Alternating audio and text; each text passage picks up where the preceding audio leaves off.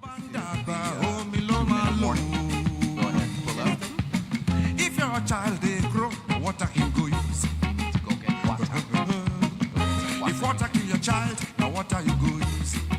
No, no, no. To me back mama when oh me no lo malo. Go someone to the shake, oh malo me oh. Nothing without water. Go someone to the shake, oh malo me oh me you love.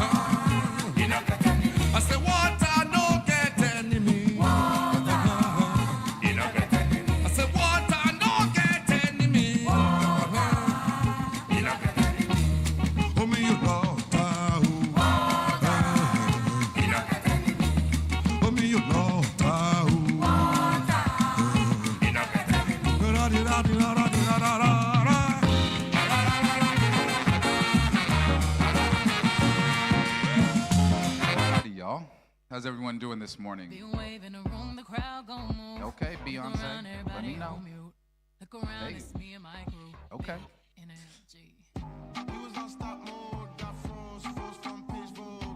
This is a vibe check. N-I-G. N-I-G. N-I-G. Yeah. All right. Little vibe check there. Little N-I-G. Welcome to day 2 of W3Node. Really excited to have you guys here. We've got some really awesome conversations that are going to be happening, a couple keynotes, really looking to dive into our community chat. But we are going to start the morning off with someone that we should all be familiar with, Miss Kayla Haley, and she is going to be talking about building community for the global majority. New year, next wave. Ladies and gentlemen, Kayla Haley.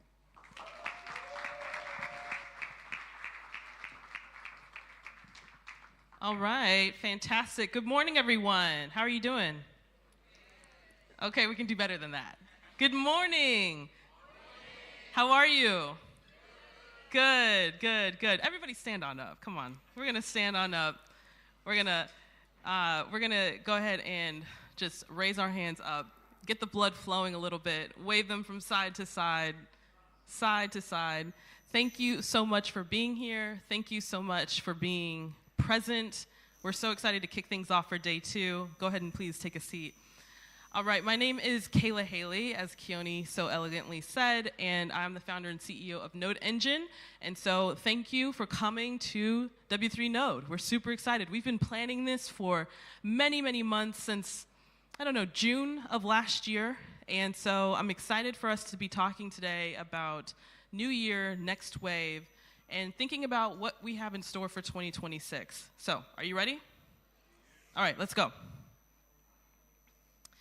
Okay, so this is, I don't know about you all, but 2025 was a very hectic year for me personally. Personally, business-wise, there's a lot of transition. We'll get into it. I'm actually going to move this. But with that being said, we had a lot of victories as well. But my first question to you all is, have you had a chance to actually sit down and reflect and think through what happened in 2025? Raise your hand if you have. Okay, great. So, no judgment. Everybody, we're going to go ahead and do a big reflection session today, and we're going to think through 2025 and prepare for 2026, okay? That is if I can click to the next slide. There we go. All right, so I'm going to talk through some of the wins that we had in 2020. I'm just make sure I didn't hit this. Yep, it did. Okay. We're going to talk through some of the things that went well. I always like to think through when we do a weekly reflection with our team called Friday Retro, where we look at the week and we talk about, okay, what went well, what were some of our wins, and what were some of our learnings. And so you are going to see your faces on this presentation, by the way. So just go ahead and get ready for that, okay, and shout each other out when you see each other, okay? So don't get surprised. But essentially, some of the things that we're really excited about for W3Node year over year. So 2024, we had about 292 applications for the hackathon and for this event, which was really fantastic for our first year. In 2025/2026, we actually had a total of 586. So almost doubled year over year. So it's really exciting to see all of you all here and all of those of you who are participating online as well. Super excited about it. Next, we had 11 total community partners in 2024, and this year we have so far, or up to this point, about 24. So again, really cool to see so many different community partners involved. Shout out to We Think Code, shout out to ABC, shout out to Herdao, shout out to Oxship in Nigeria, Ethereum Nigeria, so many different communities that are all participating in a part of Node Engine. And then something that everybody was in my DMs about was travel grants. And so, we were able to do 3 travel grants last year for W3Node, or 2024 rather. And this year we were able to almost like 4x that into 11. So we're excited to be able to offer more and more things like that and benefits of being a part of Node Engine. Where are some of these communities coming from? So here's a stats from our dashboard. So we have, of course, almost 44% represented here in South Africa, which is really exciting. Okay, shout out if you're South African. All right. We also want to give some love to the Kenyans in the house as well. 14%, almost 15% from Kenya. 28% from Nigeria. Shout out to Niger. Zambia, Ghana, Uganda, so many countries represented, all a part of Node Engine and what we're building here at W3Node. So very exciting. There you go. I like that energy. Thank you. Yes, yes, yes. And who are some of these companies that are also building as a part of W3 or the Node Engine larger kind of ecosystem? So we've got our friends over at Wi-Fi Labs. We also have our friends at Honeycoin, David at Honeycoin, Katani Pay. There's just some of the brands and some of the companies that are a part of this larger ecosystem who are building fantastic companies and hopefully can kind of serve as like some mentors, big brothers, big sisters as to some of the companies that they're building. Super, super exciting. Cool, so we talk about the victories. We love to stay talking about the victories. But I think more important, what we always like to do is spend a little bit more time thinking about and looking at, okay, well, what are some of the learnings? What were some of the things that didn't necessarily go well? And so one of my biggest, I had probably 3 top learnings in 2025. Number 1 was team is over everything. And so your team is your capacity. If you don't have a great team, it doesn't matter what you plan on doing, it's probably not going to necessarily happen. And so you have to be willing to make tough calls to protect your culture. And especially as folks in the audience here who are building their companies and becoming founders, you're going to be building teams, which means you're going to be a leader. And I don't know who all of you were here during my last presentation in 2024. We talked about values. We talked about competitive greatness. We talked about sincere candor, and we talked about compelling character. And these are the things that when we look to the future, it's not only what are we looking to do, but it's also who do we want to be, right? And so one of the big lessons from 2024 and 2025 is, again, team over everything. Who we have on our team enables us to do these different things that we look forward to doing. The second lesson from 2024, 2025 was process equals peace. And so I got to give a huge shout out to my team here at the St. Roch Media team. So please give them a round of applause. They've done such a great job of putting this event together. And one of the things that we talk about often is making sure that we have really great processes, really great systems, and that we honor and follow through on those things. Because instead of, I will admit, I was up until 3 a.m. finishing this presentation this morning, but also I had a fantastic team member who helped me out and helped me to get this across the finish line. And so our processes really enable us to scale. Our processes really enable us to have work-life balance. I know most of you all are young right now. I am also young-ish, but I'm getting a little bit older-ish. And the thing is that one day I expect to be able to have a family and all those other things. How are you building in such a way, of course right now you're in the grind, but how are you building in such a way that's going to be sustainable for the future? And really it's your processes, it's your team, who you allow on your team, that enable you to be able to pursue these other areas of your life outside of work. And I am personally learning that lesson myself. And then the last lesson that I wanted to talk through is a little bit more external facing, is some of the feedback that we've actually received from sponsors. One of the constant things that we constantly hear from sponsors is, hey, we really want more developed and seasoned developers. And I think that that's fair. I also think that in a community where we're building together, there's going to be folks across the ecosystem at different life stages. And so in order for us to grow together, we have to grow together, right? And that's why I'm so excited about our hackathon and how everybody set up the teams, because it's not only different disciplines that folks have within the teams, it's also different experience levels. And I think it's been really cool to see and watch you all work together, support each other, learn from each other, and not just have this top-down kind of relationship, but this peer-to-peer learning environment as well. So, what are your goals for 2026? Be thinking about it, because I'm actually going to ask you later on in this Q&A section. But for right now, I'll walk you through what we're doing in going into 2026. So you've got goals and then you've got vibes, right? And so how many of you so far feel like 2026 is a vibe? It's okay, it's all right, you're right. How many of you have your 2026 goals kind of just mapped out so far? Okay, I got a couple of hands in there. So who of you are familiar with what SMART goals are?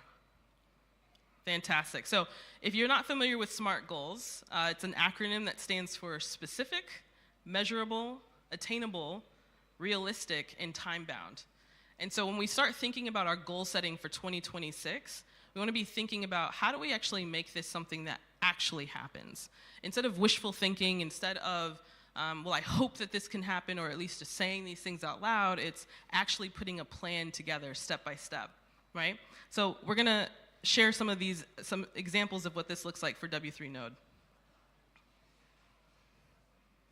So going into 2026, we're really excited we knew going into when building W3Node and Node Engine as a whole that we wanted to build a platform for developers to spotlight you all's and showcase you all's talent, to connect you with the global ecosystem at large, to eventually build commercially viable companies, right? Either as founders or wanting to work at some of these other larger companies or startups.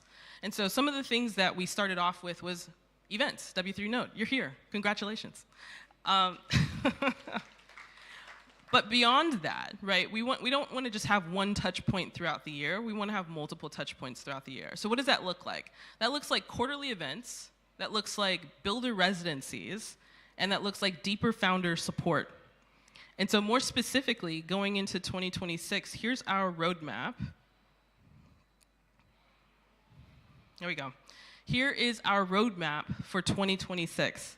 So we kind of shouted out some of the different cities and places that we are building the community around. So right now we're going to be in East Denver in February of this year. So who is planning so far to be at East Denver? Anybody? Okay, there's Jordan in the back. Fantastic. And our goal is to not just go to these places. Our goal is to bring the community to these places as well. And so we're really excited to continue to build opportunities like that. Next, we're planning on going to Lagos in Q2 of this year. So for all of our Nigerian friends, we'll see you soon. We'll also be in Nairobi in Q3 this year, Token 2049 in October, DevCon in November, and then we'll be in Johannesburg in November of this year. I know y'all give me some of these side eyes when you see, they're like, Cape Town, why are we in Cape? So listen, we're gonna go back, we're gonna go to Joburg this year, so we're excited about that. So again, when we think about building goals for the year, it's more about it's goals over vibes, and it's habits over hype. And so it's thinking again about what are just the daily habits that you're building in order to actually map these things out, thinking far ahead and saying, okay, great, how much time is it actually going to take to execute this?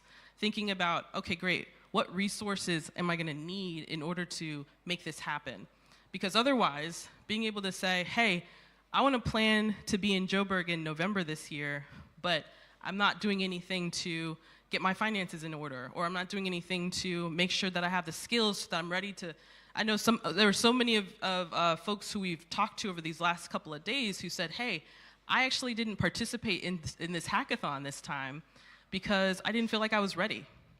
So let's define what ready means. What does ready mean for you? And I think also going beyond even just defining ready, but also what is this idea of feeling like, hey, I need to be ready for a hackathon. The cool thing is that this is a community environment. Like I said, we're growing together. And in order to do that, there has to take the courage to kind of take that first step and say, you know what, I might be the most green person on my team, but I still have something to contribute, and I'm still gonna participate. And there's more that you're gonna get out of even just learning from the other team members that you have and saying, hey, I need a team. Can I join your team? It's like when you're in school and you're asking to join someone's team for sports or whatever. And everybody in this community has been incredibly generous and gracious to one another. But like I said before, this doesn't happen alone. W3Node is a collective effort. It's a collective effort of the St. Roch team. Like I said, please again, one more time for the St. Roch team. April in partnerships, Yvonne over there with brand, he did a great job. Have you enjoyed the new brand design, by the way, that Yvonne put together? It's fantastic. Logan, our event ops manager, somewhere there he is in the back. Keone, fantastic host. I know you all love Keone. Kay is our event producer this year. Alan, who you all have been DMing in Discord with for the hackathon, Savannah, our event coordinator, and Tanya, our speaker and talent manager. And of course, we've got our additional staff, and thank you so much, Antonio, for helping to make sure everything works up here. So we're really, really grateful for the larger team that helps to put this together. But that's not it. It's also our speakers. We're really grateful. How did you enjoy yesterday's talks? Fantastic. Give it up for the speakers from day one. Fab, Eric was actually last 2024. He brought down the house. But all of these speakers have just given their time, their energy, their gifts, their talents, and they want to see this community evolve and develop and grow. And so we're really grateful for their participation. It's not just the speakers, though. It's also our community leaders. So we're super, super grateful for our community leaders. Shout out to y'all in the back, I see you. And again, all of the community partners who've been participating with this event. And it's also our mentors. So again, thank you to Alan and the community partners and all the leads who've been helping answer the questions, answering all of the Discord tickets, getting people's questions answered. You guys have been absolute rock stars. Shout out to the folks in the orange shirts.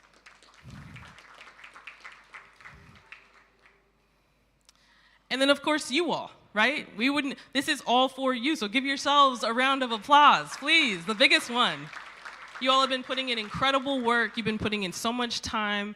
I heard some of the projects yesterday. I won't spoil any, but it's really exciting to hear how you all are thinking and really even maturing and elevating your way of thinking about the business problems that exist in the world right now and how your solutions are going to help to bridge that gap. Also our volunteers, our folks in these awesome shirts, by the way. I know everybody's, where's the merch? How can I get some? We're gonna have to figure that one out because we've gotten a lot of requests for the merch, so we'll have to figure that out. So we are building this. As you can see, there's so many components as to who we need in order to make this happen, and so I'm so incredibly grateful for each and every one of you being here and participating in all of this.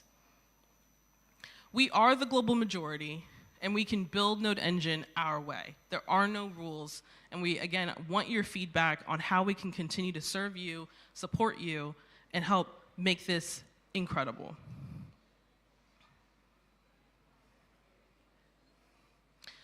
Ultimately, we're doing this to spotlight African founders globally. Our North Star is access, so things like travel grants. We want you all to experience those who are further ahead of you in this process and journey. We want capital, grants, and VC. So Jordan, there you go, get your checkbook ready. Credibility, right? We want to create opportunities. One of the things I'll mention is that it's a little bit of a sneak peek for how we're going to continue to run hackathons in the future. We're really, of course, there's cash prizes or crypto prizes for hackathons. One of the things that we're going to be pivoting and introducing this year is the opportunity to work with some of our clients in building actual real-world products that will be used during for those companies this year. So, for example, we're doing an event with the Super Bowl later in February, I guess, and some of those projects are going to have blockchain applications that are connected to it. And so we want those types of projects to be you guys' projects where you get to work with our team, and now you're building real portfolio work that you can be proud of and showcase. And then lastly is the commercial viability. For those who are on the founder journey, we want to support you all in making sure that the products that you're building are something that has a global scope and can scale globally. A lot of what Craig talked about yesterday, second order effects, and helping to make sure that you have the support along the way.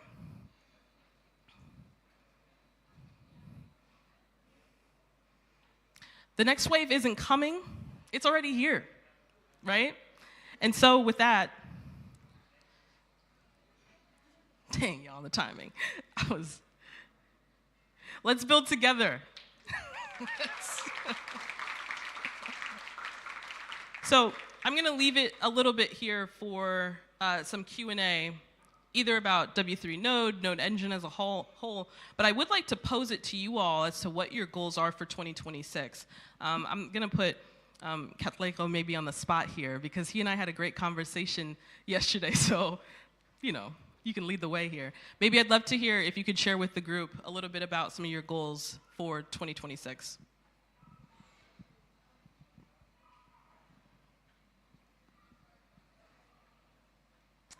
Morning, everyone.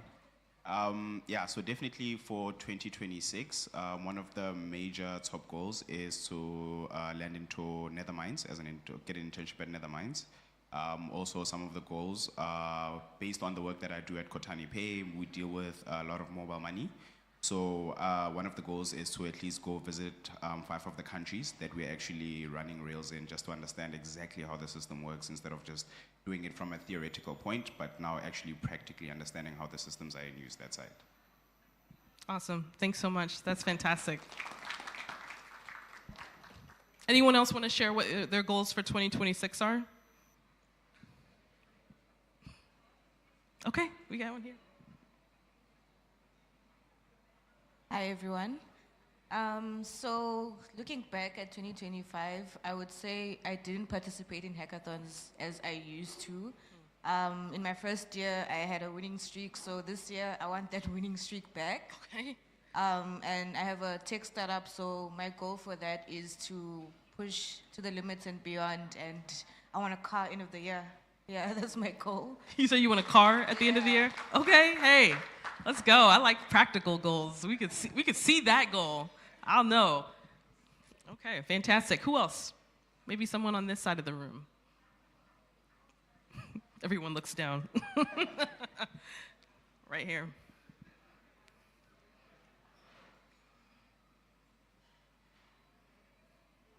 Hi, everyone.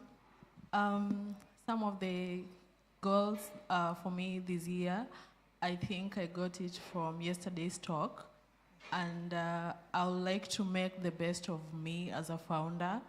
And one of the key things that I took from yesterday's talk was as a founder and as you're starting up, the main focus you should have is how to get your product seen out there and how to get people use your product.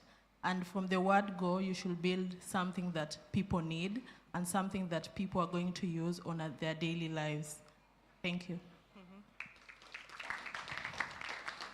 Be on the lookout, by the way, if you all, just as a quick plug for tomorrow, please show up at We Think Code for the top presentations from each track, because we're going to have incredible founders and teams talking about the problems that they are looking to solve with the products that they've built. And so I'm really, really excited that we got to chat with some of the developers yesterday about what they're building.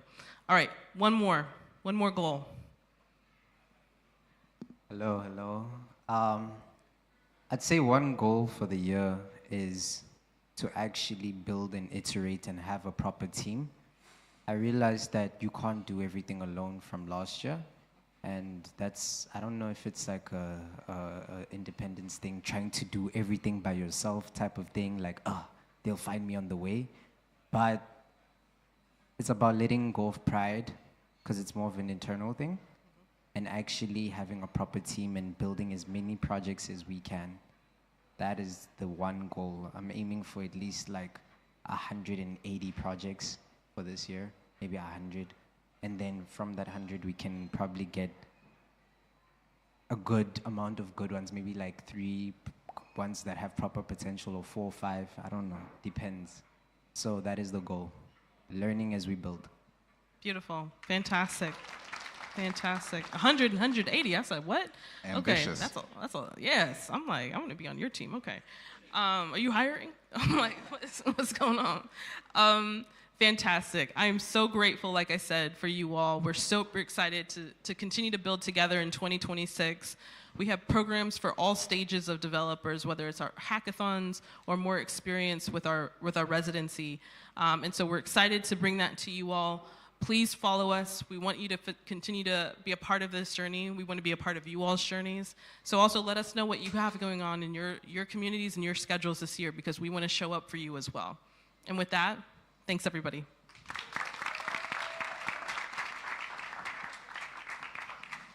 Ladies and gentlemen, another round of applause, please, for the magnificent Kayla Haley.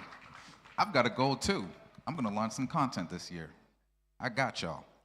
Okay, coming up next, single story danger, shared narrative power. Now, for some of you guys that were in our pitch perfect exercise that I went through yesterday, and I see some of y'all, we talked about the power of story and how essential it is in able to tie our ideas, our vision, our business models to a real and practical outcome. This is going to be a great conversation that's going to kind of highlight how you can see that at scale. So ladies and gentlemen, please give a warm welcome for Griffith.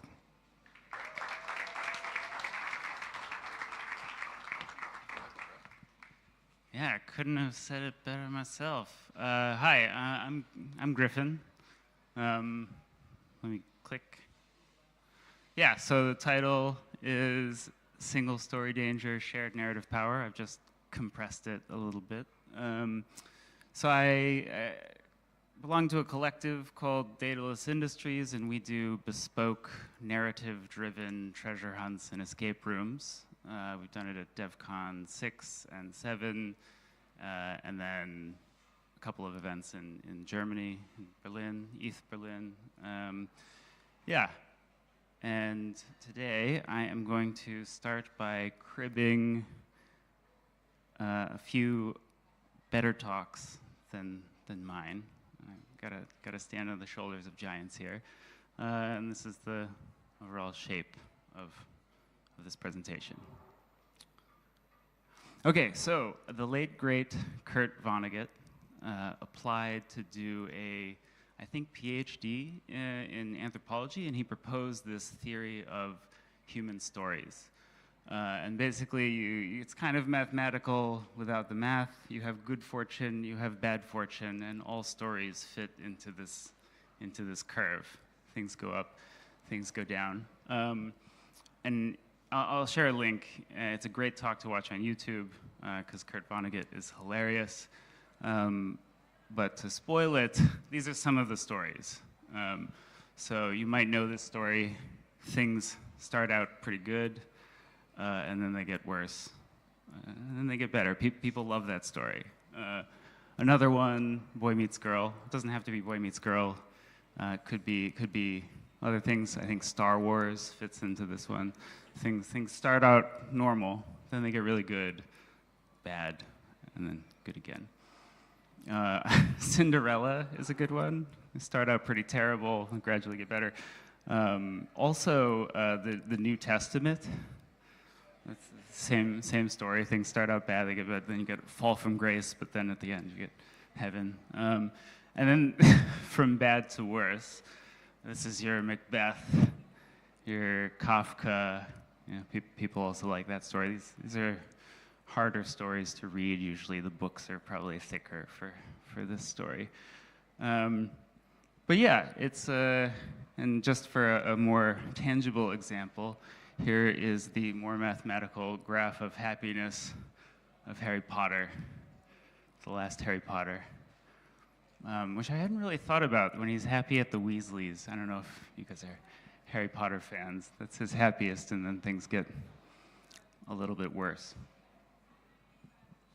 So this is from a paper, which we'll talk about a little bit more later, that makes what's called the strong story hypothesis. And this is the idea that not only is storytelling really important and kind of fundamental, it is the single distinguishing cognitive tool that we have that other animals do not. So everything is a story, basically. Fits into this, and we'll talk about this later, but this is a very powerful thing. It means that code is a story. It means that all technology is a story, and so it should fit into a curve like this. So another great talk by Chimamanda Ngozi Adichie. She's a Nigerian author.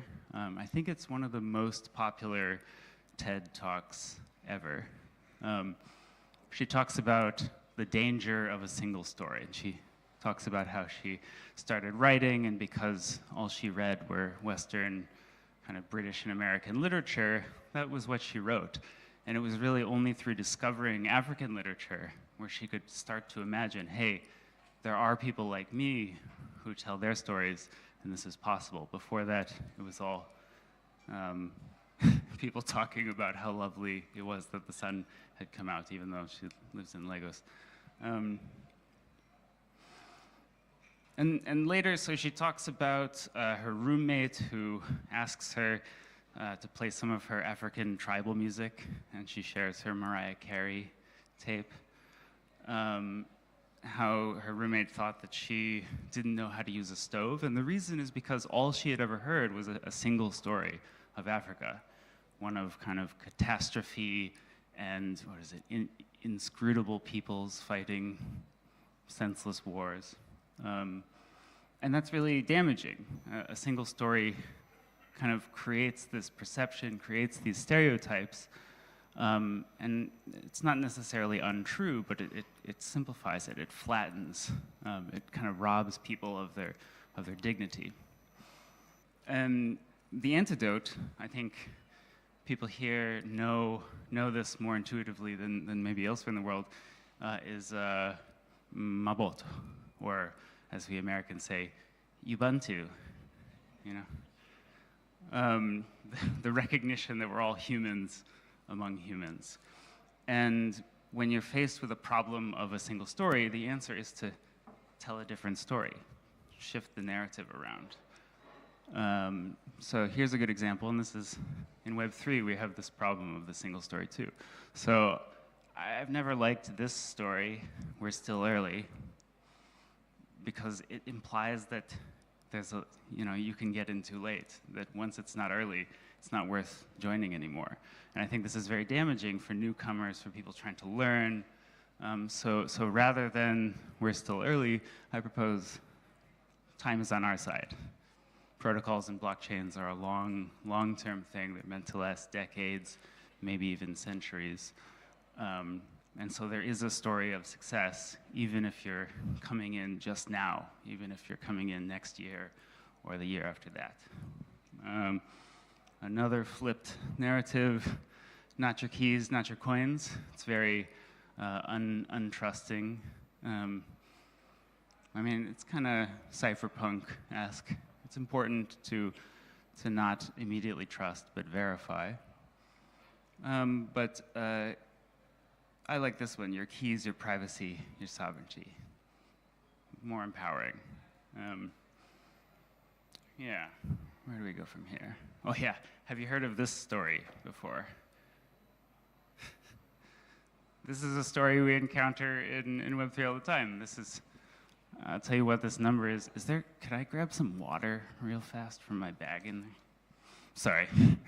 So this number go up is something that plagues the blockchain. Oh, thank you so much. Sorry, guys. This has plagued Ethereum, Bitcoin, Web3 industry for a long time. People think about the price. People think about crypto as a kind of get-rich-quick scheme, and it's a real challenge to kind of get people past that, especially if they're not familiar with some of the things about our industry.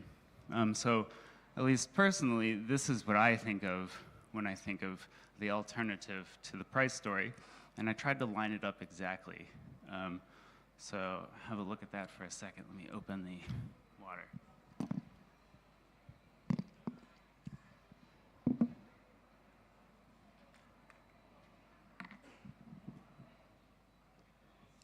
Ah, much better. Okay. So this is kind of my story of Ethereum, because I'm a technical writer. I started with the EF in maybe 2019, trying to tell the story of Ethereum upgrades before the merge. I used to write a series called the 1x files. They called it, back when it was Ethereum 2, there was an initiative called Ethereum 1.x, which is like, what are all the upgrades we need to do before we switch to proof of stake? And I don't know, back in the day, like, it's hard to overstate how important and kind of crazy dramatic the DAO hack was, and what a wild story this was. These technical upgrades seem kind of maybe boring, but they tell a story of courageous computing, about a group of people who decided to run a system that literally hasn't stopped running since 2015. It's a single uninterrupted execution process. Kind of like, you know, the computers that they use on missiles that don't halt their programs because they don't need to, because they're going to blow up, right? Ethereum will never halt, hopefully. And if it does, it's failed. It's just, you can't reboot it and start over again. And that's a pretty amazing story. I think this is also a very important point in Ethereum's history. And if you notice, it doesn't really, these ones, which are the most important things from a technical perspective, they don't really line up with the number go up story, except for maybe the fee burn, which just starts burning Ether, and then you see the price of Ether just go down, down, down. It's supposed to go up once you burn Ether. Yeah. Let me get my clicker. So, where do we go from here?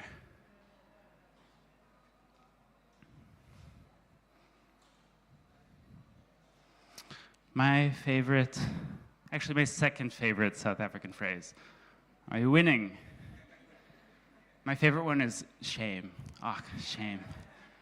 South Africans use it in a different way than everyone else.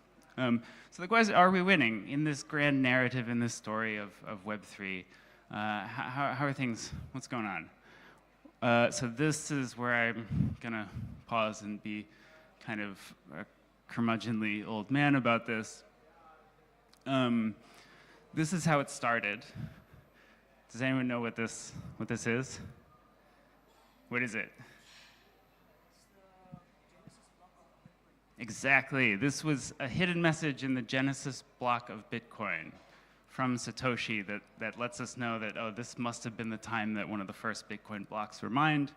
And it's about alternative financial system, chancellor on the brink of second bailout for banks. So it's a very potent message. So that's how it started. And this is how it's going.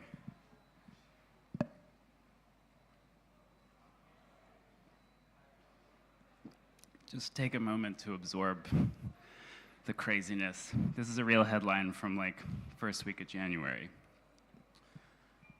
So I've been optimistic about crypto Web3 for like a decade now, and this is hard to accept. It's getting hard to be a little optimistic, to be totally optimistic about where the stuff is going. But I have to remember that this is a single story. It's a big story. It's a scary story. It's not going to help things in adoption. I worry people are going to get hurt who don't know about crypto, who don't know not to trust, but to verify. But it's out there. We have to deal with it. But like all these things, the answer is to think about alternative stories. We have to get more stories out there. We have to think about the whole narrative, not just focus on a single story. And for me, this is sort of what anchors the crypto narrative. This is written by, of course, Vitalik, the amazing guy who's not only technically brilliant, but also a great writer. It's like save some talents for the rest of us. So credible neutrality is the idea of fairness, but mechanism fairness, not necessarily fairness of distribution, not necessarily everybody equal, but everybody gets a fair shot. And in the case of Ethereum, I think it still does this. No matter who you are, no matter where you are, Ethereum, the protocol, treats every person and also robots fairly, the same. You all have to play by the same rules, and that's the only way to play at all. And I think that narrative, this idea that there are multiple ways, there are multiple alternatives, anybody can issue their own currency, anybody can build trust and verify it, that's still part of the narrative. And unfortunately, it means that it treats good and evil people the same as well. And it just so happens that maybe the evil has a bit of a resource advantage at the moment. So yeah, that's sort of the narrative. And just in case you're wondering, sometimes science is more art than science, but this narrative, strong story hypothesis is actual science. There's a paper that talks about, they claim that there are really only 6 narrative arcs, but if you look, the books are all from like a list of the most published books, right? So stories, not all the stories are included in this training set. So this also has a kind of bias. What stories you consume, what stories you ingest, influence what narratives you tell. So again, the antidote is we need more stories, we need different stories, we need more of that Ubuntu. And yeah, so this brings me to Lorecraft. Sounds like a video game, but it's actually a concept. And it's the difference between the story that insiders tell outsiders to influence them versus the story that we tell ourselves. And one of these is much more powerful than the other. And I think it's one of the reasons that Web3 has this cohesive kind of narrative feel to it, has a strong community, has a lot of people that are from very different backgrounds with very different goals, and yet somehow it all kind of comes together as this one thing. And it's because there's lore, and it's because the shared stories have this common thread. And so Lorecraft is the art and science of trying to tap into that. So one of the things I did at the EF was try and get more stories out there and tell different stories than what are the mainstream stories. So the EF ran a Next Billion Fellowship, which was kind of trying to elevate, support stories that are not US and Europe centric, that are not financial, the stories that, because the DeFi that story is always going to tell itself. But sometimes there's a little bit more nuance. And so there are projects on digital repatriation. Some of you might know Summit Share. Team is based in Zambia. They're taking African objects and digitally repatriating them because actually talking to the British Museum or wherever that discussion's not going to go very far. But if you take the digital versions of those objects, you can let the people who have a cultural connection to them examine them, interact with them, tell their stories, attach those stories to the digital object, and it's a very powerful thing. Another story is Analia, which is an ocean cleanup mechanism for verifying that you've pulled plastic out of the ocean. So stories can be powerful, and they can also kind of be a motivating, coordinating force. So that's the next billion storytelling. And then the other kind of major side character contribution I had is the Ethereum Foundation itself has a little story. And it's I hope a pretty good story because it taps into a narrative, right? Lore, you can create marketing, but you can't create lore. Lore has to come, you have to discover it, you have to write it, just as it's felt. And so the story of the EF is also a kind of lore. And if you notice, in the beginning, Ethereum was a frontier. These are the names of the network upgrades. So if you read this story, it's a technical story, but it's a kind of a fantastical, magical world-building kind of thing. Yeah. And then the last bit is a quote from one of my favorite books. It's a nice short book called Red Shirts, if anybody's a fan of Star Trek. It's about the people that are below decks, the side characters, and they say the narrative will come for you. It comes for us all. And I think that it's important that, only a few people have that main character energy, right? The rest of us, we can be side characters, and that's fine because we're still part of this narrative. And I think telling the side stories are more interesting anyways. So, like, if you're designing your product, if you're building your thing, whatever your story of success is, you've got a pathway for it. And unfortunately, no matter what, the narrative will come for you. So you can choose whether you're an NPC or a side character or a main character. And you've got that power. Yeah. So hopefully I ended on an upswing. Now, if you want any of these things, so this is the Danger of a Single Story, the TED Talk. Maybe I'll pause for 5 seconds so that if anybody wants to take a picture.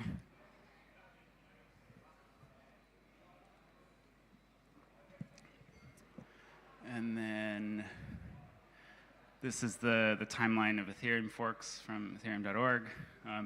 There are many more forks than I put on the slide, so you can read about them, what they did, how they enabled new things. Especially if you're a developer, it's helpful because then you can see, here's new features that maybe the tutorials you're reading don't quite yet cover, account abstraction or something. So it's worth checking out. This is the Vonnegut talk and an article of the same thing. It also contains a link for that paper about the strong story hypothesis. And then this is a series on crafting lore done by Venkatesh Rao, who's just a really brilliant writer, my hero for writing. And they're working on a thing called Protocolized, which is a publication that focuses not just on science, nonfiction stuff, but on sci-fi storytelling, because the way to think about the future is through science fiction. That helps you kind of look for it. Fiction is actually a useful tool as well for humans in imagining the future. So that's it. Thanks for listening to my story. And have a good. Thank you, Griffin. Yeah. Would anyone in the audience, would you have any questions, comments? Yeah, let's do Q&A. Yeah. I'm not sure that there's a lot of question. Okay, yeah, go for it.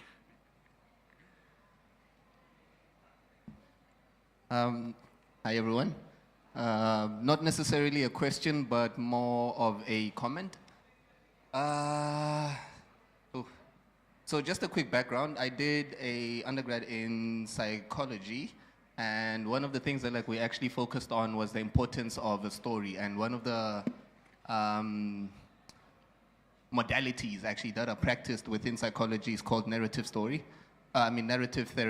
And it's just very interesting for me to see how, as a person, you have your own story, your own life. Everything that you experience in life is basically a part of your own story. So just seeing how you have, in a sense, made a connection with the importance of a story outside of just it being a personal story, but also different kinds of stories and everything that you just mentioned within your presentation. I found that very interesting, especially what you spoke about when you mentioned credible neutrality. Neutrality, Yeah. yes. I think that's a very interesting concept or idea, because that's pretty much something that within narrative therapy you focus mainly on, about how you as an individual basically have the ability and the power to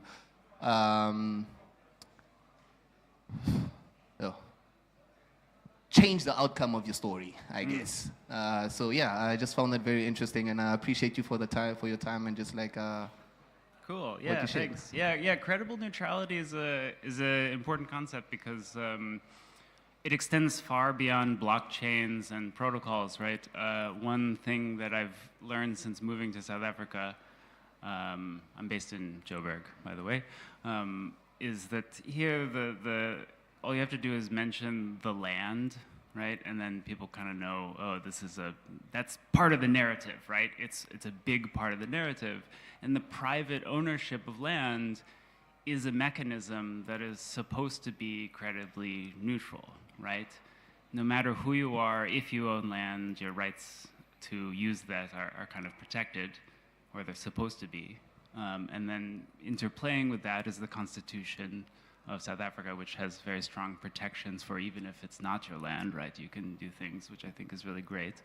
And yeah, it's a really hard problem, the idea of, okay, we can have a neutral mechanism, but the situation of that mechanism and the distribution might be totally not fair. And how do you change the narrative? You can get rid of the mechanism and try to get a new mechanism, but that's very difficult. Or you can try and amend the mechanism or do what you can around it. And so it is a guiding principle. It's like this kind of North Star thing. So I highly recommend Googling credible neutrality, and then the whole article is by Vitalik is a nice read. Yes, it's not a question. I wouldn't know how I could question your presentation, because it's more of a statement piece. That's true, and it's maybe more the most thoughtful presentation. Well, I wouldn't say thoughtful, but it's made me think. It's really made me think. The concept of credible neutrality and the differences in the stories that we tell each other and the stories that we tell ourselves. It's very eye-opening. It grants you perspective. So it's very cognizant that the truth is seen from different perspectives, and that we should be aware of that, and also play to the positive, seeing it from a positive point of view rather than a negative point of view. And I think I'm thinking about the concept of credible neutrality as well. If I think what things in this world have credible neutrality, I would say very little that I can think of. Maybe the earth as a whole is credibly neutral because it is there for anybody to reap from, but it's almost like society has taken that credible neutrality away from people. And what I think the point of what Bitcoin originally was and blockchain enables us to do is it's a fresh start for us all to have an equal playing field, and it's those that take advantage of that. When most people, I will be cognizant that people don't always have the resources, people don't always have computers, internet, electricity, and the like, or access to knowledge, but we are actually at a point in time in humanity where knowledge is the most available, and now with the advent of blockchain technology, it opens that access up to everybody, not just those that have the power to do that. And I'm appreciative that your presentations made me think about those aspects. It's very much food for thought and something to Cool. Yeah, thanks. Yeah, and that's the goal. Just a good story just kind of makes you think. I think we got time for one more question or comment. Seems like more of a comment kind of situation. Hello. So I'm just thinking about Ubuntu and just the community, and I see Adichie was talking about the dangers of a single story, but I'm conflicted with the power of a single story as well.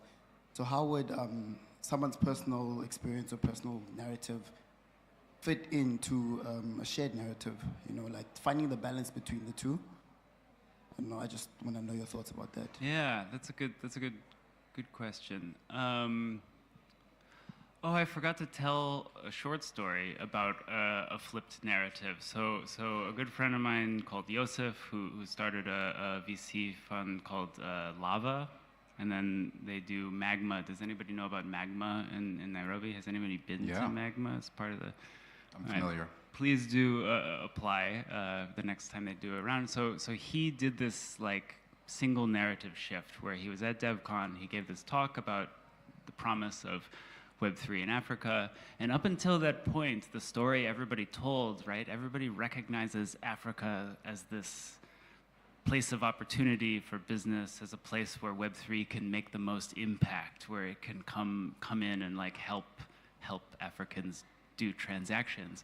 And he just flipped it around. He's like, it's not that Africa needs Web3. Web3 needs Africa. The industry needs developers who understand the perspective of informal relationships, of the unique kind of trust relationships, of the relationships people have to language, their community, geography. And just by flipping that around, it kind of convinced people at the EF to do a trip around Africa. It convinced, I hope that in the long term it'll convince them to do DevCon somewhere. Maybe Cape Town, maybe Johannesburg, maybe Nairobi.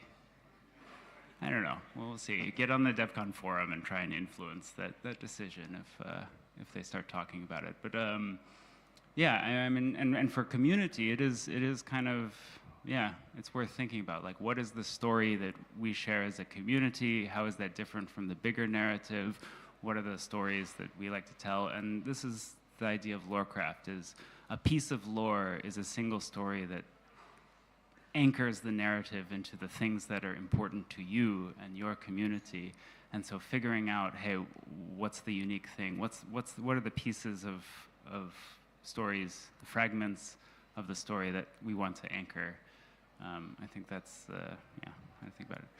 All right, way Hold over on, time. Griffin. We've actually Thanks, got everybody. about 10 minutes if you want to hang out, because there's some points that I want to bring up for the audience that I think is super important. And part of the reason why, we thought that you would be such a powerful talk for a lot of our, a lot of the folks going through our hackathon. Africa has always had a superpower, and that's been culture, and that has been the power of story. And we have watched that being exported across the world. K-pop. Donald Trump is a rapper that sells golden shoes. You know what I'm saying? Like, this is real. Everyone is using our storytelling to build their brands. It should be incumbent upon us to leverage our own natural superpowers. And to see story reflected in technology can be a boost or it can be a hindrance. There's a powerful book that I suggest everyone here check out. It's called Algorithms of Oppression by Sophia Noble. And she talks specifically how Google drives the narrative storytelling about our people. If you go on Google search and you say, why do black people? That is a codified story that is promoted globally that we don't have control of. Why? Because it's not our technology. but each and every one of you here has the opportunity to build your own technology, to tell our own stories. By us, for us. So the concept of story just as this thing that we add on, no. We start with story. There's a great book that I recommend to every product lead, and it's called Start With Why. A lot of people think that it's a marketing book. It's not a marketing book. It's a first principles book. Yesterday, for those of you that got a chance to sit in our pitch session that we had at We Think Code, there was a reason that I had each and every one of you stand up and tell your story. That's your why. Everything else comes and is manifested from that. And when you can own your narrative, as you mentioned, everything else comes easy because the next step is clear. Doesn't mean it's going to be easy, but what it means is you now have a path. And you know when you're on your path because you are channeling and you are manifesting. And that's a bit woo-woo, but really what it's about is the clarity on the next steps to build. What? Go on. Oh, I was going to say, yeah, and for a pitch, right, in the storytelling, thinking about storytelling as a cognitive tool and remembering that the people you're pitching to also have their own stories, also have their own biases. And it's a tool because it's simplifying. You can look at the story of a product or a potential investment and use that as a stand-in for actually digging into the code or actually kind of seeing whether it works, right? And so remembering that and fitting your story to the pitch is a very powerful tool. Exactly. So one of the things that I learned doing Venture Scout for Hawk Ventures was the primary thing that attracts you to a project is the founder. That's the first validation. And how do I validate a founder? What's their vision? Are they walking in it? Is it reflected in the product? Because if I can see that alignment, I can have the belief that if I'm not there, they're going to stay and build toward that path. If I wasn't here, they would still be there to build on that path, right? Every project has what? A roadmap. What is a roadmap? But a story. I do have to say, one thing that I've talked about in various side conversations here and elsewhere is also the general ideas of, for example, the story of success at all, right? There are different types of success. When Kayla had you guys think about, hey, what's this year gonna bring? What's my story of success? The VC path, the idea of being a founder, a product founder, that's a story motif as well. That's one of those narratives. And there's also the NGO, the grant story of success. There's the writer story of success, an academic story of success, or even just tangible success, like getting a cool car. These are all different stories, and you got to choose, like, where am I in the story of me, of my community, my family, my people, and when those things all align together and you have the same, you can see the line through all of these different stories, then then you know you're on the right track. You can feel the narrative. Kind of like Loki, center of all the timelines, holding it all together. Yeah. All right. Anyways, I just wanted to, because these were things that were top of mind, and I implore each of you guys to think deeply about this, because this is quite literally one of those X factors that can change your world simply by reframing your story. All right? Alrighty, y'all. So we are going to step into a vibe check, right? It's not a break. Hang out for the next few minutes. We're going to play some jams. I'd love for you guys to discuss amongst yourselves. Maybe look at the person next to you, share your story, or share a story that you want, right? And we'll be back. Thank you. Not to fight, I'm uneasy about the way you got me thinking too much. Ringing on your line, but you don't answer enough. Can't make you pick between me and your dreams. Look looking for balance and not these extremes. Know my moves keep drifting and I'm doing the most.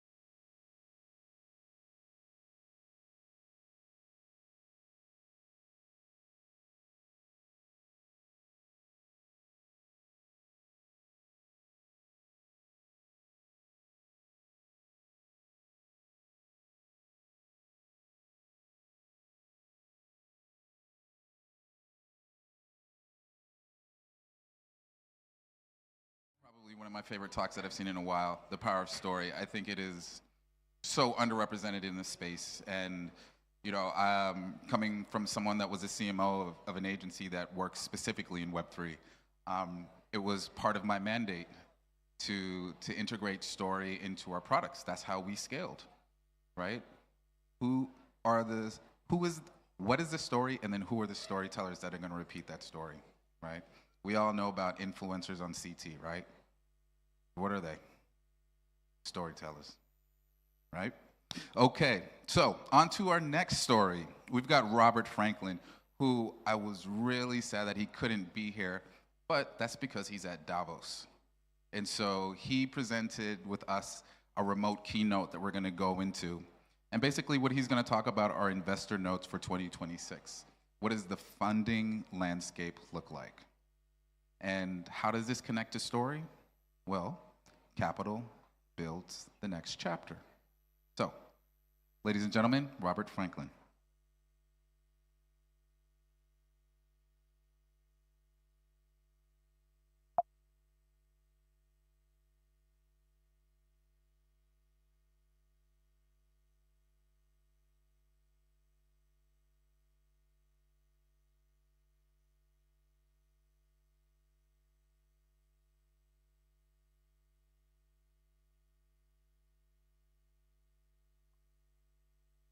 Hello, everyone, and greetings from Davos.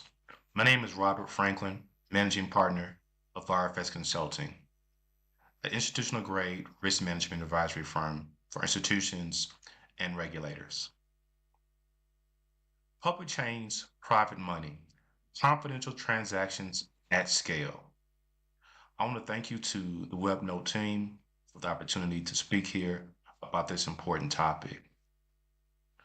When we think about things in this new evolving environment involving digital finance, public blockchains are the most transparent settlement rails ever built. But money in practice requires privacy. Without confidentiality, markets suffer. From the front running, extractions, and strategic exposure. The question is not whether we need privacy, but how we deliver it at scale without sacrificing trust or compliance. Why is privacy not optional? In traditional finance, privacy is assumed. Balances, payroll, vendor payments, and positions are not public information. When everything is visible on-chain, economic behavior becomes distorted. Privacy enables normal market functions. One other topic to be considered in this discussion is confidentiality with accountability. The future of on-chain finance is neither total anonymity nor full transparency. The goal is selective disclosure, transactions that are verifiable, auditable when required, and confidential by default. What confidentiality transactions protect? Confidential transactions can protect accounts, participants, assets, and business logic. The system verifies correctness without revealing sensitive data, often using zero knowledge proofs. Three market models to consider. Privacy on public chains with selective shielding. 2, private execution with public settlement. Permissioned environments with controlled transparency. Each model balances compatibility, compliance, and governance differently. Now, being that RFS is a risk consulting practice, we have to consider the risk considerations. Privacy systems introduce risks, compliance failures, illicit finance concentration, governance capture, technical fragility, and hidden market integrity issues. Risk frameworks must evolve alongside cryptography. The institutional grade approach.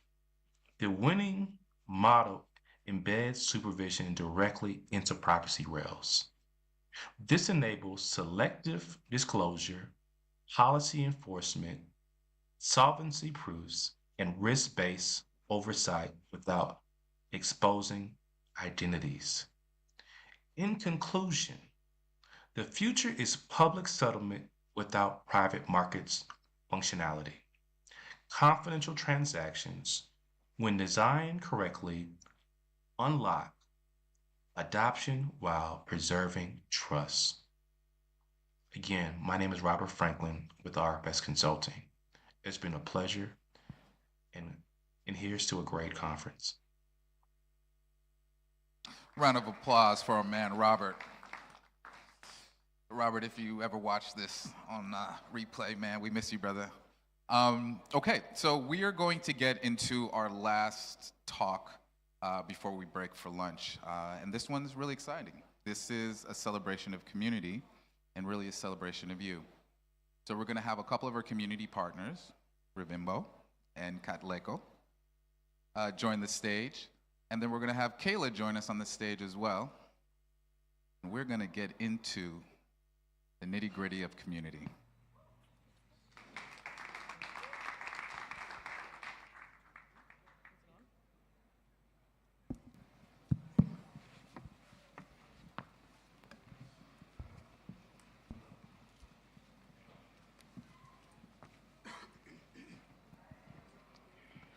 All right.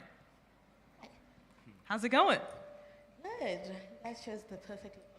You chose the perfect location. Fantastic.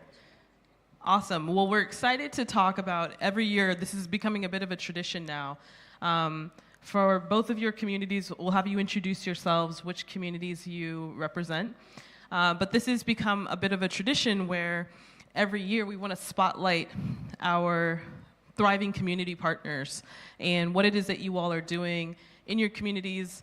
Talk about some of the travel grant winners that are here with us in Cape Town, and we'll dive into it further. But maybe we can start with you.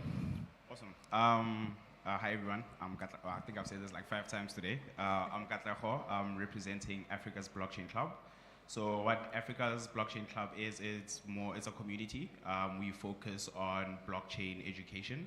So what happens is we host weekly classes where we have students come in, learn different aspects about the blockchain, from development to research as well as just building out ideas and just learning about the blockchain and seeing how we can make it a viable tool for the future and just empowering the next upcoming developers and researchers and just making the blockchain more accessible, and then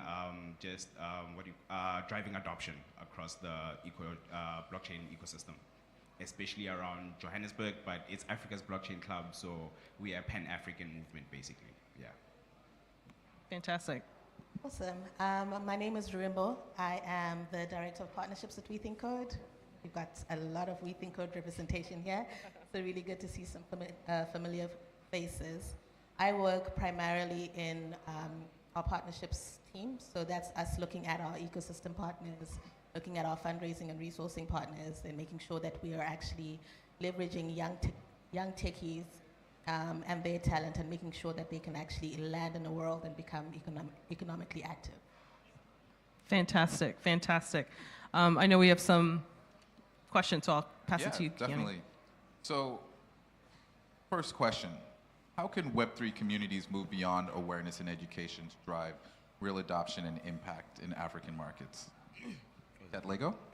Awesome. I think even with events like this, right? Because like with events like this, we get to understand what the local community, what their issues are going through. So as the developers are coming up with solutions, they're taking these solutions back to the community, empowering their community, building now real-world applications that are solving real-world problems. And I think as more and more people are joining, their fellow peers are also seeing what it is that they're doing, and they're inspired, and they now want to actually join that particular particular movement. So I think it's moving away to like just real world adoption and just solving your local problems, that type of situation where it's no longer just ideological, but you're building systems that solve real problems for the community. And with that is just going to lead to even more adoption and, just making it more practical and making it accessible to everybody else, really. And Rivimbo, beyond, because you guys are based out of Joburg, right? And Cape Town. And Cape Town, right? So beyond Joburg and Cape Town, how are you guys reaching, or how are you reaching people in other provinces or other countries across Africa? Like, what does Pan-African collaboration actually look like? So we've actually been, over the last 4 years, we've been partnering with the government to deliver training within TVET colleges.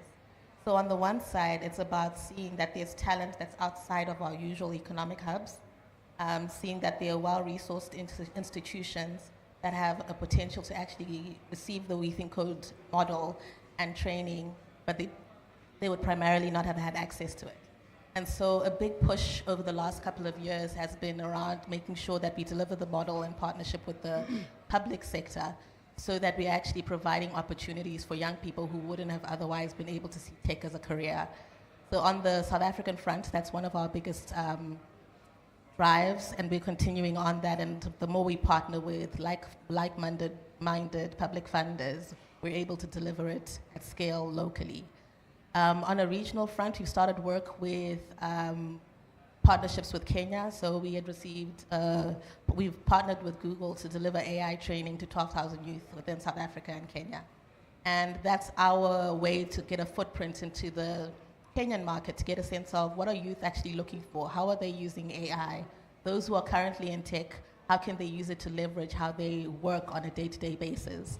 Junior talent that's really worried about the competitiveness of hiring now because of the development of AI now get to give us some insights as to how they're actually tackling that challenge while we train them as well.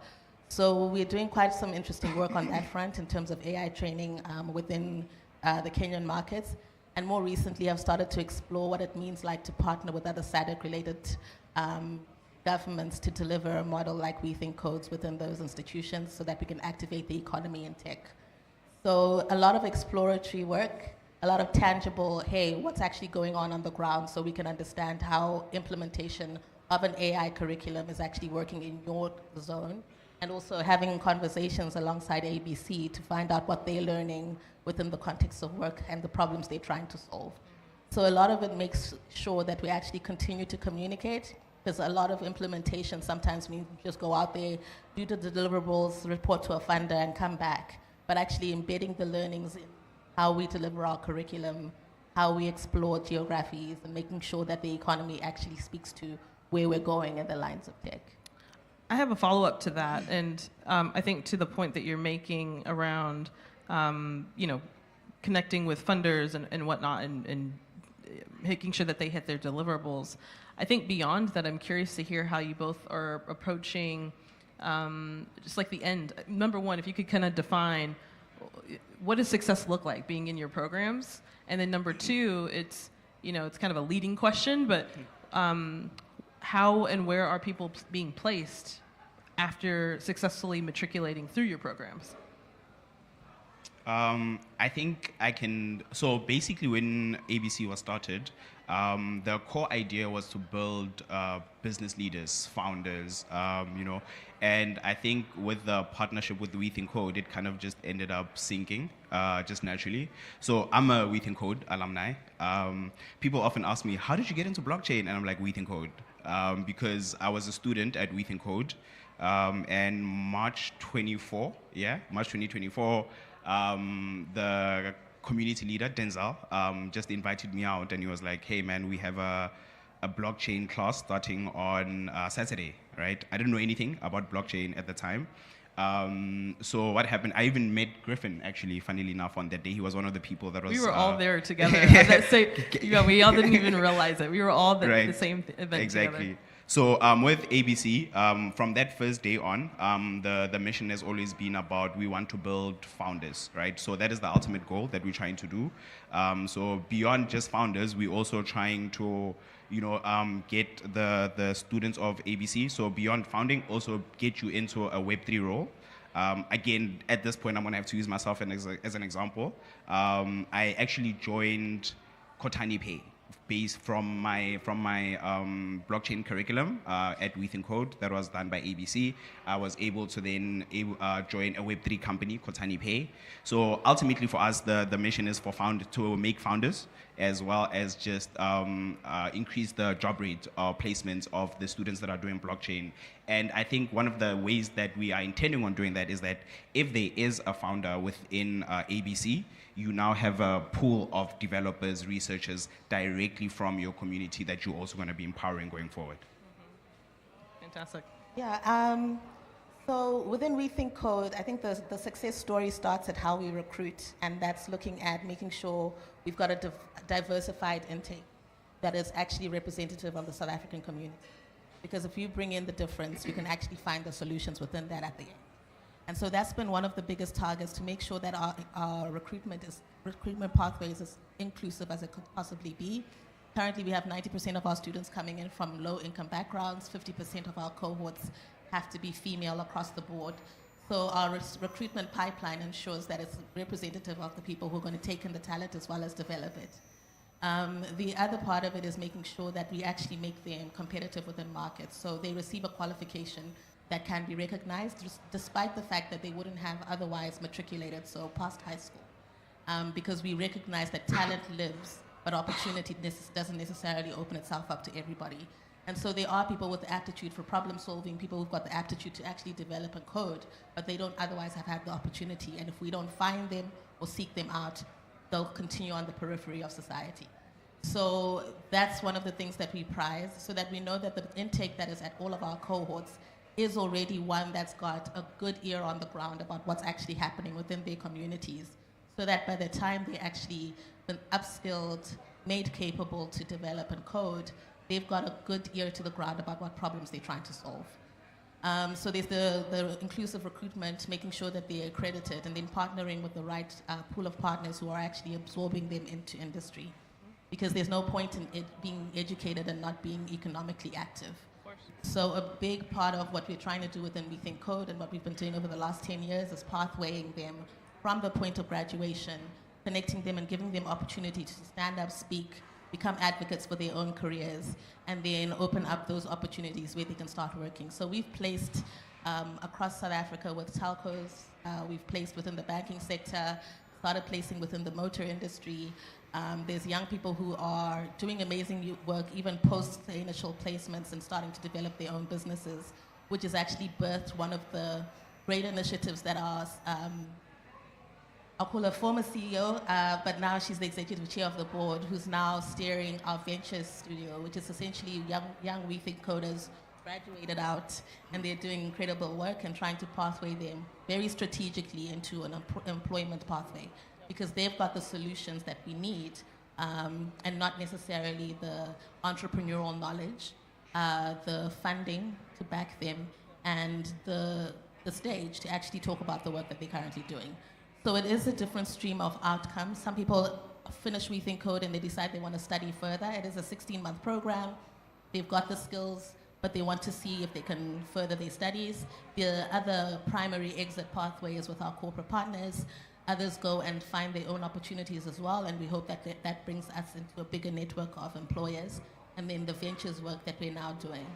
So when we're looking at it, we don't want a Rethink Code students to just have studied and then sit home, and absolutely, that's the story of their lives. We're hoping at some point within the 16 months while they're training, they find their niche and they're able to pursue it with as much commitment as we have when we've poured in the resource to them. And important to that is making sure we're partnering with the right people within the ecosystem, because we can't stand alone on this one. Absolutely, absolutely. So I really love the pragmatism about that. And you brought up a point that I think is really interesting, how you sort of leverage communities to get insights into real problems and to present real solutions. I'd love to hear, Ketlego, like your experience in like exploring real problems and solutions, and then I'd love to hear from you, Ruben. Yeah, that's great. So one of the projects that came out of Africa's Blockchain Club is actually Off Connect X. So what Off Connect X does is allowing you to transfer money without internet, right? And this is coming from the fact that Africa as a whole, right, internet connectivity, even South Africa, is really expensive, first of all. If you're in the rural areas, sometimes it's difficult to connect. So if you're there, that means you are now closed out of the economy, right? So that is one of, like, that's how we say communities are gonna drive what we do.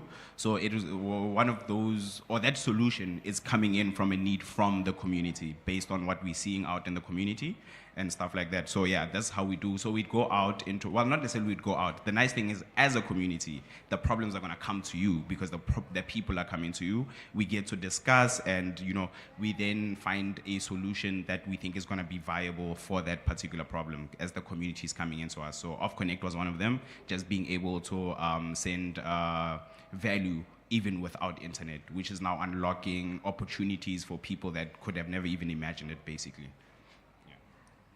I think within the We Think Code space, a big part of it is making sure the curriculum is actually relevant.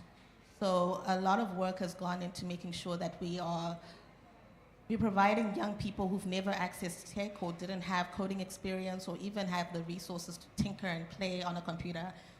But by the end of 16 months, they need to be fully fledged developers who can actually be hired by an FNB and actually work directly within the team. So in 2020, we gave our curriculum an overhaul and brought on industry players within South Africa to say, okay, we've got this demographic of student that we're actually introducing it to We Think Code.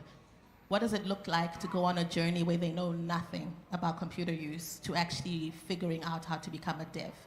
And so the curriculum now is designed in such a way that it incorporates numeracy and comprehensive skills at the start as a bar to say you can come in and you can actually start learning how to code. It also incorporates a large aspect of problem solving, the ability to have grit, and there are different ways that we assess that at the beginning of the pipe.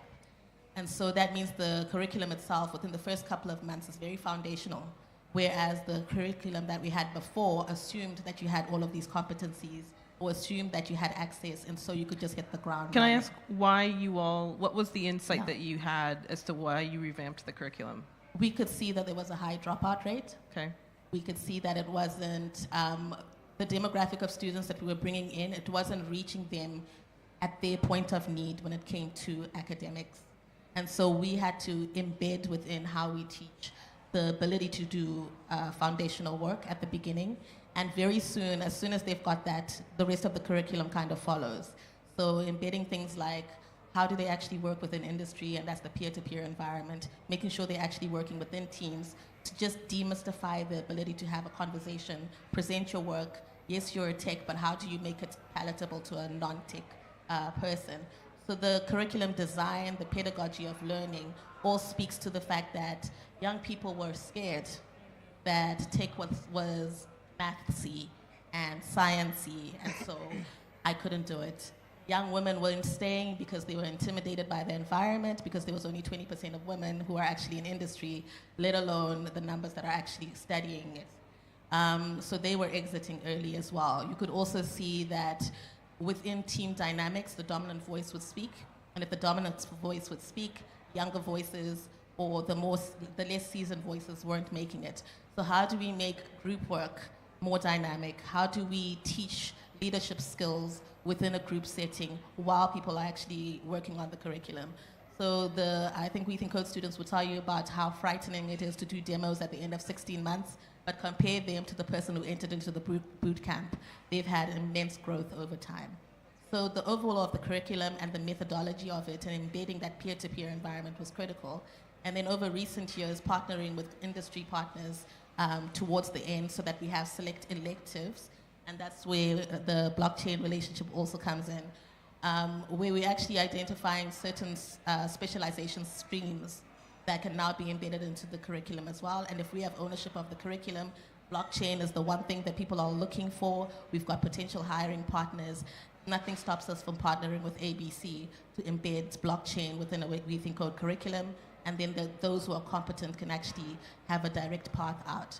So it was identifying some of those like personal problems and never deviating from what industry actually wants. So just give people a little bit more of a chance to make it. And a quick side note too, and really just to give you all your kudos, you mentioned, Katlego, that some participants might not have access to the infrastructure that would be needed in order to participate in these types of programs. Maybe you can share a little bit more about, I'm teeing you up here, what makes We Think Code so unique and solving those challenges for students. So we have to partner with the right partners who are as focused about being curious. So we've got to experiment a lot because we're trying to speak against the trend. So who believes in a peer-to-peer environment in a largely lecture-based academic space? Who actually wants to see young people going through training at a tuition-free, within a tuition-free institution? Do they really trust that someone who doesn't have matric can be a full-on developer? So a lot of work has been to provide evidence around that. And it's quite important for us to be able to partner with those who are willing to resource experimentation, who are willing to actually resource impact, which is making sure all of our students, and currently we have just over 700 students across South Africa who are training, and none of them are paying fees. And so the burden of fees is removed, and they can at least focus on trying to get the qualification. When we are able to top up, and they can have, stipends or wage work and that kind of thing. We don't make that the priority, but we make sure that we were able to partner with people who see that as a hindrance to them making it over the 16 months. We're able to embed that. So it's quite important for us to be able to diversify what partnership looks like. For some, it's also, especially within the recruitment stage, they can't get to the We Think Code campuses, but does community have spaces where they don't charge us, because us being an academy that's also a nonprofit requires funding to continue going. So if there's a partner within community who's willing to partner with us so that 400 students can be going through the application process within their sites because they can't travel to a hub that is We Think Code, we love and value that. Where there's schools and communities that are actually doing a lot in STEM, how do we work with them to pathway young people so that they know about We Think Code? And we're not trying to be like, hey, Claude, where can I find A, B, and C? We know there are incredible people who are doing work with youth and who are doing work with unemployed young people. How do we make sure that they are a pipeline, and a genuine, regular pipeline that helps us? And when we want to experiment with the curriculum, to be able to rely on our alumni to say, hey, can you tinker with this? Tell us what's happened. What did you learn? Is it working? And then we'll go on and continue. And I think we'd like to also say that we rehire within We Think Code, so some of our graduates actually end up placed as employees, and so they move from students to my peers within the world of work. So it's, partnership and communities. Yeah, and I think what I was also thinking about is that, I had a chance to visit both of your locations and campuses just this past November, and that was why we were really excited to partner with We Think Code for W3Node and for the hackathon this year, is because you have a location in the heart of Woodstock in Cape Town with a capacity of 200 in-person students, and then in your Johannesburg location, 600, something like that. It's cool because I actually got to go to your old location in Joburg, and then I got to see the new one most recently. And I think that is also such a unique, many of these programs are all virtual or they're all online. And so I think to your point around the confidence and the confidence boosting that can happen, building friendships, I think that we downplay so much those components to building skills and what it looks like to build skills in community, and to be able to look at someone else's screen and be like, oh, okay, yeah, that's the right, I'm on the right path, and building those friendships in community, but being able to do so in a physical environment, which is just different than doing it online. Nothing wrong with online. It makes you have broader reach, but you do have those physical locations, what I think makes We Think Code unique. No, definitely. I think the biggest lesson, and probably for everyone, was COVID. So we actually secured the Cape Town campus around COVID times. And what was critical at that time is we'd sent quite a good body of our alumni into internships. And there was a lot of work being done remotely, and we could see that there was a lot of challenge because remote work wasn't as big as it is now. And so the competencies around handling a role within a remote setting and you're fresh out of school was very challenging. We had to partner with a few people to top up stipends so that they can have data, because they're actually coming from places where infrastructure is not set up. So how do we get data into students' homes so that they could actually continue their internships and pass? A big part of it was also actually bringing in psychosocial support, because COVID brought in a lot of mental stress on top of new jobs and a curriculum that's really difficult. So bolstering the psychosocial support was really, really important on that part. But the physical campuses became even more important, because we know that all of the students on our campuses would have to share space. They're probably traveling a bus and a train to get to campus, but it's better than being at home, because electricity might be an issue, space might be an issue. When you're having a meeting, there's something else that's happening right next to you. You're taking care of a little sister, your mom, a sick uncle, whatever the case might be. And sometimes separating yourself from your home environment will give you a greater sense. Fantastic. So how can communities better support developers and founders moving from hackathons and workshops into sustainable products and startups? All right. I think it's going to be even a repetition. It's going to be about building real-world solutions to problems, right?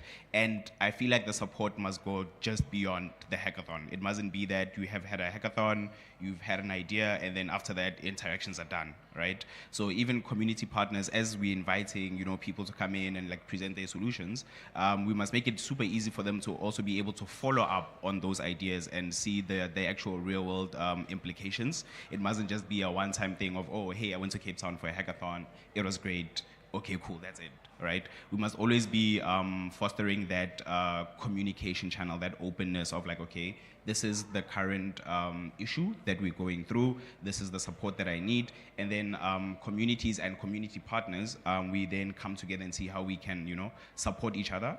Like, even let's take ABC and We Think Code, right? That's a symbiotic relationship. Like Kayla was saying, We Think Code has the physical locations, right? So as ABC, we now get access to those physical locations, which means now we can do the classes on a regular basis.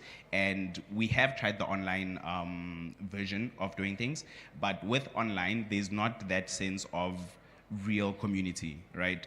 When you see someone every single week, you tend to bond more than anything, whereas online you can like just, man, I'm just gonna turn off my camera, that's it, I'm tired of talking to you, right?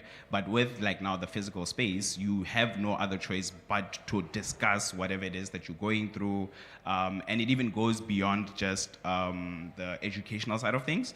Maybe you even just having a really terrible day that day, you now have a community again that goes beyond just the educational side of things, but now you form a bond with these people, you form communities, and those are the people that you're gonna be able to iterate through your ideas, you're gonna be able to discuss whatever problem you're having. You guys are gonna be able to sit down, post whatever solution you have built, and see if it is actually being implemented. If you can't do something, let's say you're not very good at speaking, or you're still nervous or anything, there's someone in your community who has the capabilities to do that. So now with communities, it ends up now being, I think the quote is, if you want to go fast, go alone. If you want to go far, go together.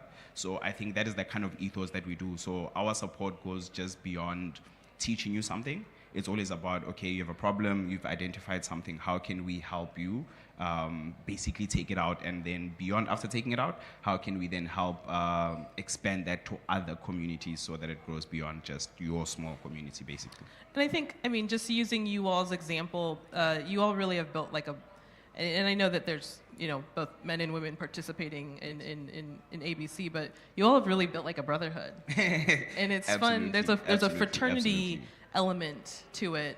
And between, Karabo, who is the granddaddy of the OG, yeah. The triple OG. And then Gen 2 is Denzel, and then seeing you being here, and Karabo was like, yeah, I'm not coming to Cape Town. I'm sending Kaleko. So I think it's really cool to see kind of like the generations of leaderships that have been born out of ABC and even with We Think Code, and I'm excited to see next year who's going to take your seat, and who's going to be here. And I think even just there's a sense of like owning each other's success. 100%. And we talked about this I think last night, where you were like, I want to go to Nethermind and I want to go and experience kind of the larger world, so I can come back and bring it back to the next generation. 100%. Talk more about that.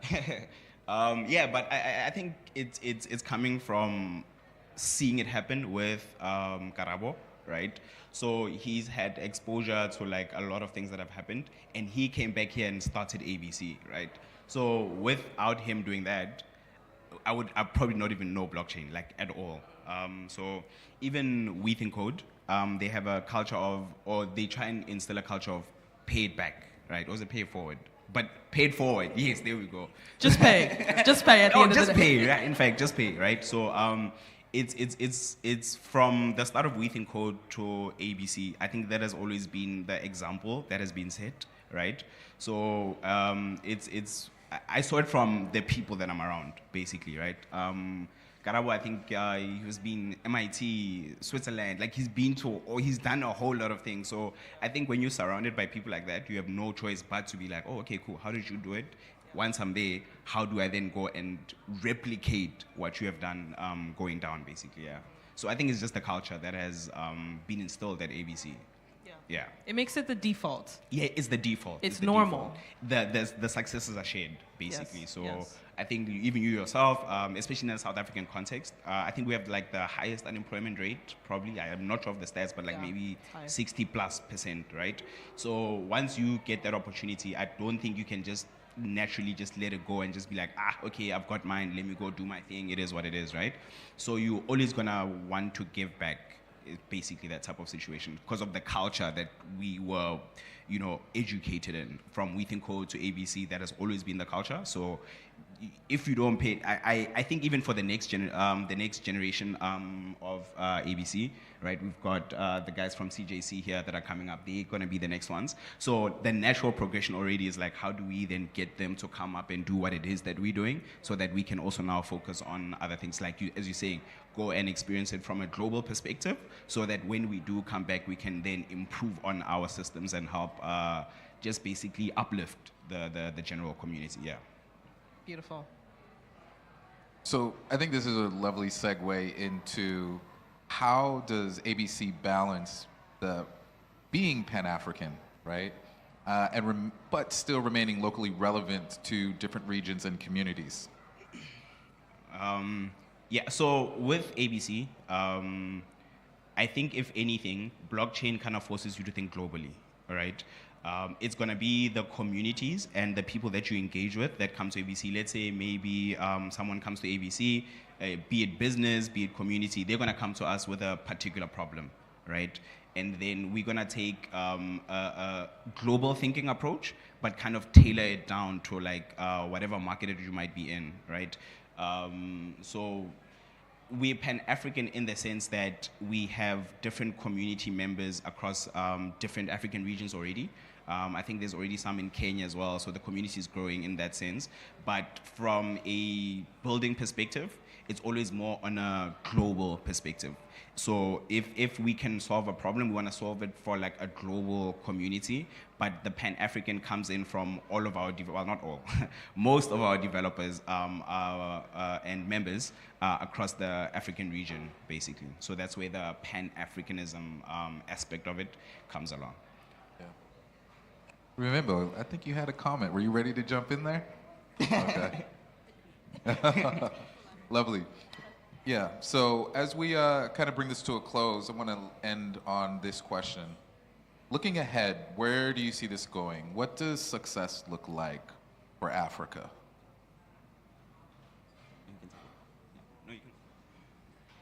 So it's been said before, these are definitely not my words, but I guess it's a shared vision within W3Node, is that young African youth become the creators of tech and not just the consumers of.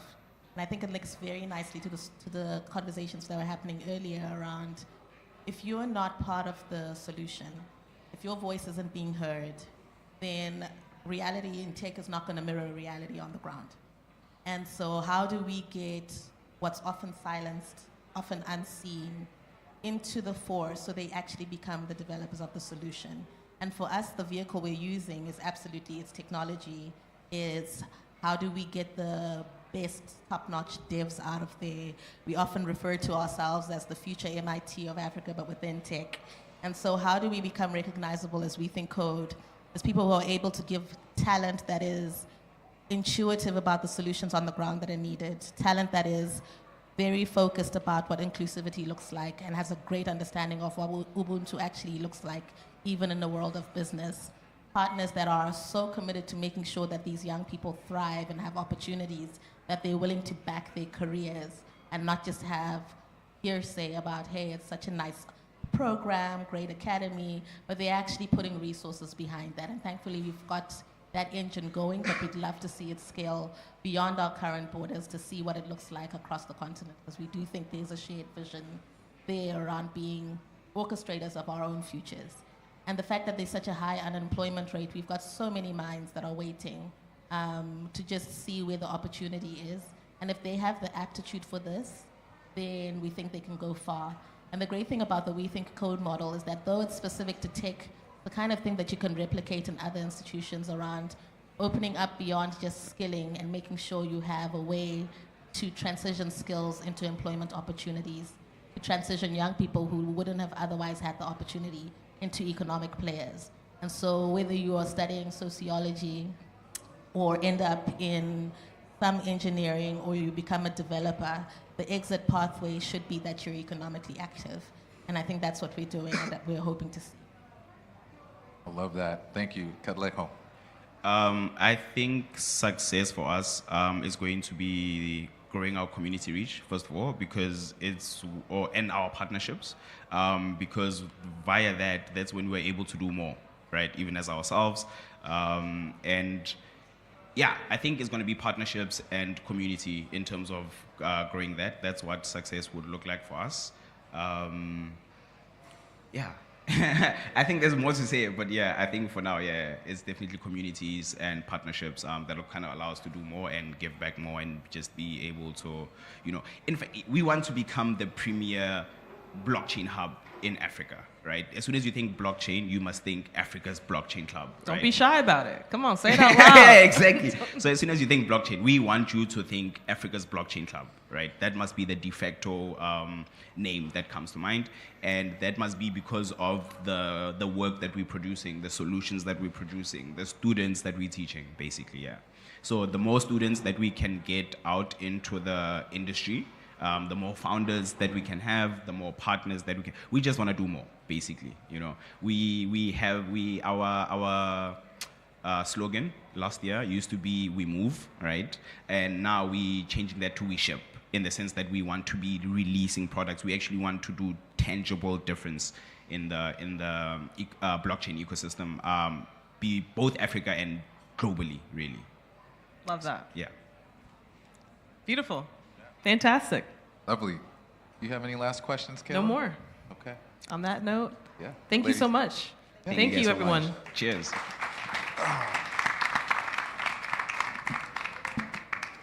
Already got, yeah. Do we have a... Can we get one of the photographers? Ah, there we goes. Get some photos up in here.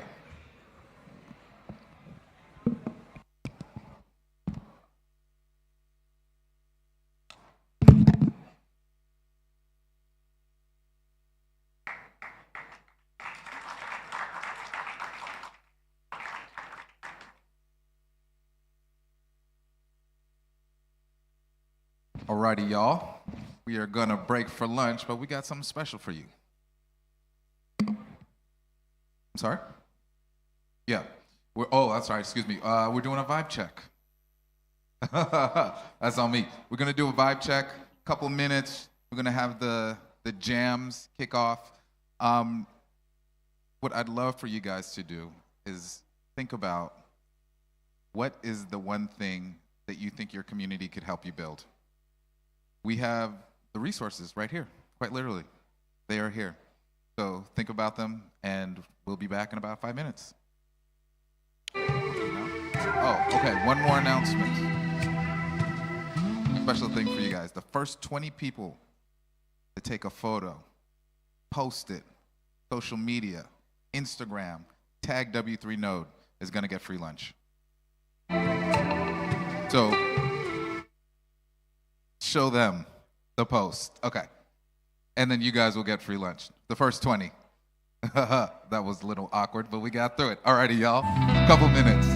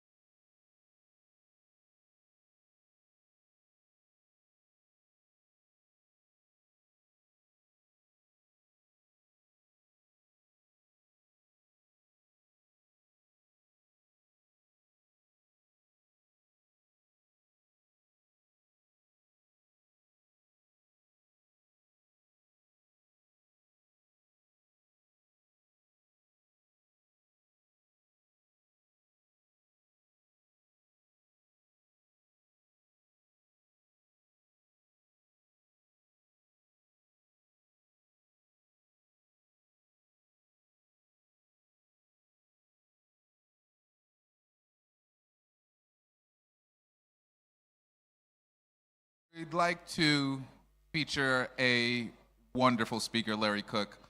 Really amazing, holding down Binance, really a leader in the space. And he's going to be talking about building for the next billion users, right? We've talked a little bit about application of technology. We talked about scale, talked about entrepreneurship, and we talked about adoption. And this is a wonderful segue into how do we create adoption for the next billion users. Ladies and gentlemen, Larry Cook.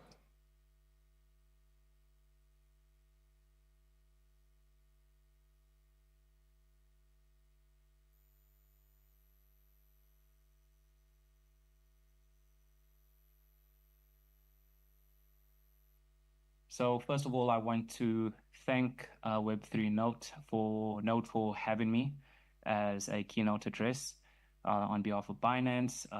It's really a prestigious privilege to address the audience today and really contribute to the collective thought leadership that's been displayed so far. This is a keynote, so and I want to keep it short because I'm not in person. I would have loved to be in person, but I'm not going to be reading a script. I'm going to keep it quite informal and really just like a key, be swift and effective in, out, and provide some unlocks and try and Binanceify some of the thinking that's already been shared throughout these few couple of days. So yeah, without further ado, let's get into it. I always like starting with a reflection of who you're speaking to and so you understand my viewpoints. So I'm Larry Cook. I'm the head of legal of Binance for Africa. And I wear a couple other hats in our ecosystem, which includes the POC for AI and a few other product disciplines. That being said, who is Binance? For those who don't know, Binance is the world's largest exchange, but more than that, we're an ecosystem. These are some of the drivers that I share on screen of what contributes to Binance's position in the market. And what's relevant for the day, and it aligns with the topic, which is how do we build to the next billion, is our mission as Binance. Our mission is to build the core infrastructure services that spearheads this world of crypto and blockchain. That being said, part of the ecosystem that you see on the screen is actually really a snapshot of our reality, and it's a bit outdated. So this has been the first keynote for the year on my side. So forgive me if I'm a bit rusty, but these are the core products and services that you find within our ecosystem and what makes up Binance. There are some new additions. We have Binance Junior, where we allow for parents to also create sub-accounts for their children, and kind of flashbacks to the days where your parents, or for those who are a bit older, where your parents used to have sub accounts, banking accounts to start your saving. You see that same kind of evolution taking place in the crypto arena. We have Alpha, which is pre-listed tokens that are project-based and driven by the community that you can get involved in. And we have more decentralized application and technologies where we can actually allow banks and mobile network operators to offer crypto to their users without even seeing Binance within the ecosystem. If you guys want to know more, please reach out. We even have new licenses. One of the landmark licenses, we license in over 22 different jurisdictions. And one of the key landmarks that happened towards the end of last year is us being licensed in Abu Dhabi, ADGM. So that's also such a phenomenal achievement for Binance to be fully regulated in a very prestigious jurisdiction. People also forget that we're only 8 years old, and it's a good humbling reflection of, and a scary one to see where we could possibly go from here. Some of the numbers again on the screen are a bit outdated. You see 125 trillion, it's probably about 134 upwards, 280 million registered users. We're probably sitting on about 300 million plus, and all the other metrics as well. That's made us such a successful ecosystem and enterprise, and we look forward to building more. That being said, enough of Binance and getting into some of the dimensions of this built-in landscape that we find ourselves in. And while preparing this, I was thinking, okay, what are the competencies as a builder that should require? And with the focus of Africa, of course, and these are some of the points that came to me and struck out. You'd find that there's high mobile penetration because ultimately you can do everything on your device nowadays. And with Starlink creeping into Africa or growing into Africa, I see that penetration rate would probably be much higher than 75%, especially with the prediction saying that by 64, from 67% in 2025, I think we'd probably get about 80% in 2030, might even be 90, who knows, 90%. Another competency that we look at is around the unbanked population. And it's always an interesting figure when you say 66% and then you ask how much is compensated and covered by mobile money networks. But you also need to realize that that's probably a Web 2 layer. And with the introduction of crypto and blockchain, we're now having a third layer. So it's not them or us, it's about inclusion, right? More options, more variety, serving the user's needs. Another key competency that I think gets overlooked, and I'll kind of tie up the government interests as well as regulation and policy, is because what you see, as you see more regulation, you see more legitimacy being brought into the space, but really you get more appreciation for policymakers and regulators with them understanding this rapid evolving climate so fast and adapting accordingly. That's why you see countries now adopting legislation at a faster pace, especially if you see what's happening in Kenya and Ghana. It's I think in probably the next 3 or 4 years, you'll probably have about 15 countries with crypto regulation, if not more. That's me lowballing it. And then one of the key, the last but not least key competency that I reflect on is the youth. With such a young, diverse population in Africa, who adopt to and embrace the mobile and digital era, we see that that also becomes one of our highest competitive advantages as a continent. And those are the competencies that builders need to use and structure their building around to say, how do we reach this next billion, being the X target that we all aspire for? Now, there's also something that I thought would be relevant is kind of putting this into a builder's context, right? So we're in the fourth industrial revolution. In fact, we're slowly moving out of the fourth industrial revolution already. And I mean, that was a build on the third industrial revolution, where we do things with speed, with higher scope, with more impact. But from that fourth industrial revolution, it gave birth to distributed ledger technologies. And from distributed ledger technologies, right, which is basically a nice way of saying a very smart ledger, we have blockchain, a subcategory of that, which is basically recording data into blocks and connecting them to each other chronologically. So that's why it's not really creative, but blockchains. And from blockchains, you have digital assets. And with that in mind, it's basically storing value, intrinsic value in a digital format that can be owned, traded, invested, consumed, stored, destroyed. And from that category of digital assets, you then have cryptocurrencies, right? And there's a whole plethora of different types of cryptocurrencies. You have your memes, you have your project base, you have your privacy base, you have your stable coins, which is so relevant for the country and the economy of Africa as a whole. But these are the context of a builder that we have to look at and say, okay, if we want to achieve and get to that billion, what's the context that we find ourselves in? And this is also just a quick 101 for those who might be the first time getting deeper into the world of crypto and blockchain, because it has been taking a higher adoption, there has been a higher adoption rate as we see towards the end of 2025. That being said, I display this slide as part of the keynote to just demonstrate of how similar crypto is to fiat, being money, cash, in terms of it from a more legalistic perspective. But I think it gives a good comparative analysis of how similar, in fact, better crypto might be in certain use cases, if not most use cases. I'm trying to be as objective as possible in terms of its utility and its functionality, as well as its distribution. And there's so many conversations that can be based and centered around this from a regulatory perspective, from a company from a company's perspective, from a consumer perspective, retail consumer perspective, that a lot of the smart people in the room have probably started discussing and continue to discuss as they continue with this awesome event. Last few slides on perspective. This is just a good snapshot to reality of how crypto adoption looks like across the world, and you see who's the top 10 players. It's good to see 2 African countries, juggernauts amongst the others. But that's also a stark warning sign to say that, you know, other African countries need to kind of step it up, because if not, we will trail in the world.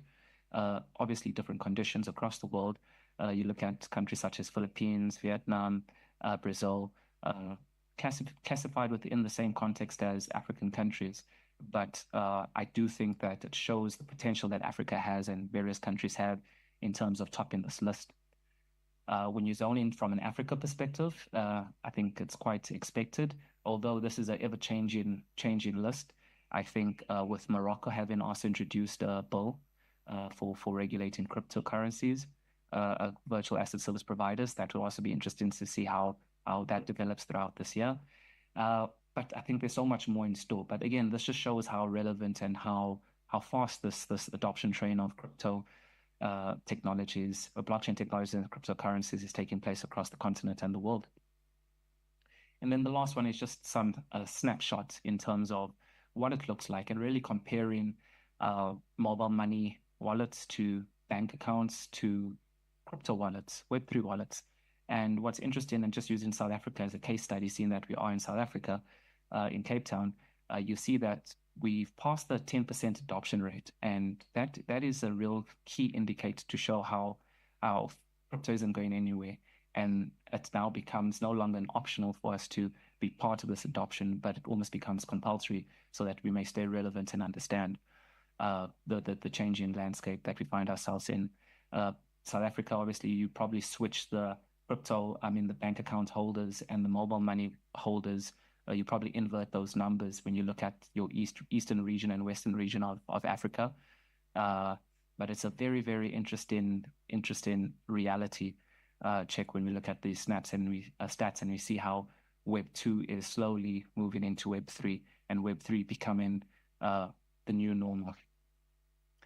That being said, I'm kind of going to go off script a bit and close off my conversation with an analogy that I was thinking about. Especially, I really tried to get into my build-in zone to stay relevant with the topic, but also to appreciate that Web3 node is surrounded with some of the most brightest minds and brightest builders throughout the continent and the world. That being said, what came to me is the Tower of Babel or Babel. I'm not a preacher, but it's a story. It's a story in the book of Genesis, I think. Yeah, Genesis in the Bible. And long story short, it's about humanity coming together and realizing their potential and saying, you know what, we want to build a tower all the way to heaven, and we want to achieve this task. And they put their hands to it and they start building, and the tower starts going higher and higher and higher. And lo and behold, God sees down and says, "Oh wow, look at these guys! I've built them quite competently." And but this is a problem, because if they get up here, there might be some issues. So God, I think it's God, or He sent some angels to go and just confuse the humanity and create different languages. And then all of a sudden, construction stopped because there were so many different languages, confusion, and the project was never completed, and everyone went on their own way, right? And from that, I just thought of, okay, that's probably one of the greatest examples of building and the issues around building. But I was able to synthesize 3 things that we should, that's needed in terms of building, and 3 things that's not needed when it comes to building. And I'll try and summarize them as quick as possible. So the first one that's needed, I see, is vision. It's important to have vision when building, because you need more than just singularity. You need to take this as a journey. And there's a classic African proverb that says, if you want to walk fast, you walk by yourself. If you want to walk far, you walk together, right? And that is the ethos of vision. It needs to be clear, it needs to be understandable, it needs to be transferable, and then it needs to be pursuable. and that can never be done on your own. You need partners, you need collaboration, and that's something that really stands out from that illustration story of the Tower of Babel, because they had that singular vision. They knew what they wanted to do. They wanted to reach newer heights. The second key element that's needed is trust, right? Trust is more than just words, because as much as they could speak all the same language, back to the story, they needed to also then act in that trust and do what they say and mean what they say to create such a magnanimous infrastructure, right? So that's something we should all personalize to understand that it's more than just saying you can trust me. It's about demonstrating that you can be trusted. And that's linked very closely to integrity, doing what you say, even when the cameras are off, right? And then the third element that's needed from this illustration, that I see that's needed in terms of building from this illustration, is competency.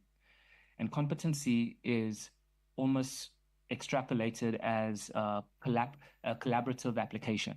And why I say collaborative application, because you see certain words or certain concepts like interoperability in the tech space showing true to power, because you need to be able to also deliver. I'm sure a lot of people were assigned different tasks in building up this tower, but again, you needed to do it together based off the vision and having the trust amongst this entire humanity group that was building this tower. And those are three things that I think are really pivotal for understanding what it is to be a builder and how to get that next billion when building. And now the antithesis of those and what's not needed as a builder. The first one I see quite prominently is pride.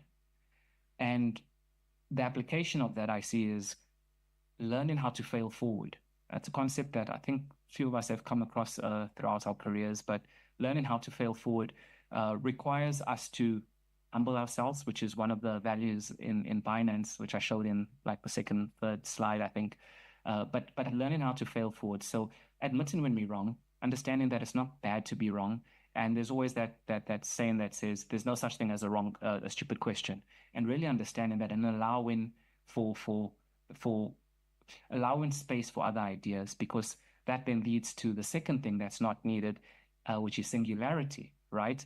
And why I say singularity as a second thing that's not needed is because you need diversification, right, to identify opportunity, sustainable opportunity, that is.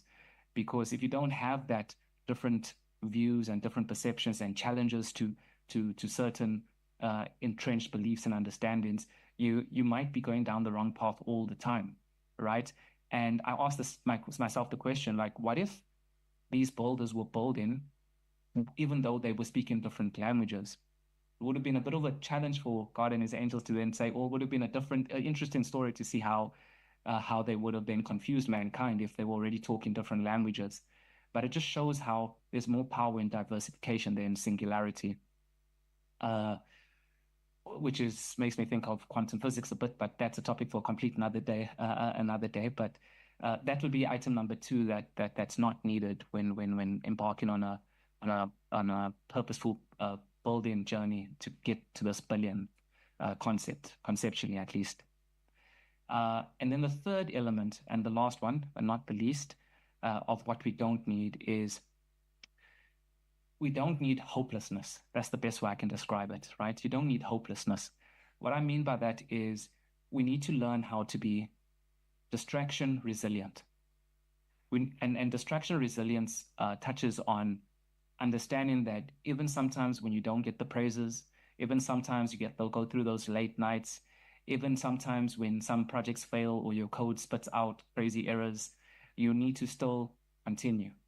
And relevant to the story of the Tower of Babel is, as much as God confused everyone's language, why not try and see how to find a solution to that? Don't give up hope. Learn each other's languages. And that's something that's always true to humanity, is that when we have an obstacle, let's unite together and overcome. And in the Web3 space, how more relevant is it for, and I guess the native crypto adopters probably understand and appreciate this more, is that people probably saw them as outcasts and it was difficult, and they could have easily fallen into this hopelessness and said, okay, no more building, no more projects, but they still pursued further. And I see a lot of that tied into Binance and Binance's ethos, how we've kind of evolved over the years as a tech company and only been 8 years old. And I'm sure there's so many other startups and businesses in this forum that I would have loved to meet and engage that find themselves also in that space as builders. And that being said, again, disclaimer, I'm not a pastor, I'm not a builder, I'm not a coder, but I am a builder. And I think all of us in the room can say we are builders because this place wouldn't have.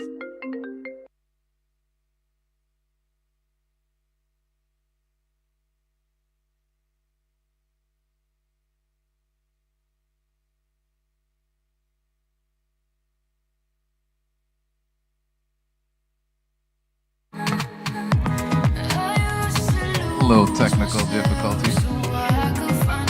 And we back. Okay, they trying to hit us up. We here. We're here. We're at W3Node. You don't gotta call, just pull up. Time out, Mark. You sure you might get too much?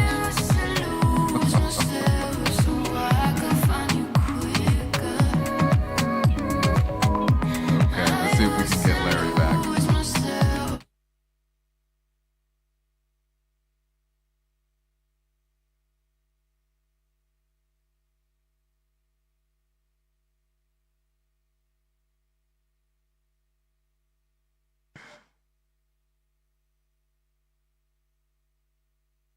Okay, working on it. We got this thing coming in. Here we go. We got the tech master. So while we have this moment, let's do a real quick announcement. We're going to do another giveaway. So first of all, I want to thank Web3Node. He's back. All right. Okay. Yeah. Okay. So here's what we're going to do. We have 20 more lunch cards that we're going to give away.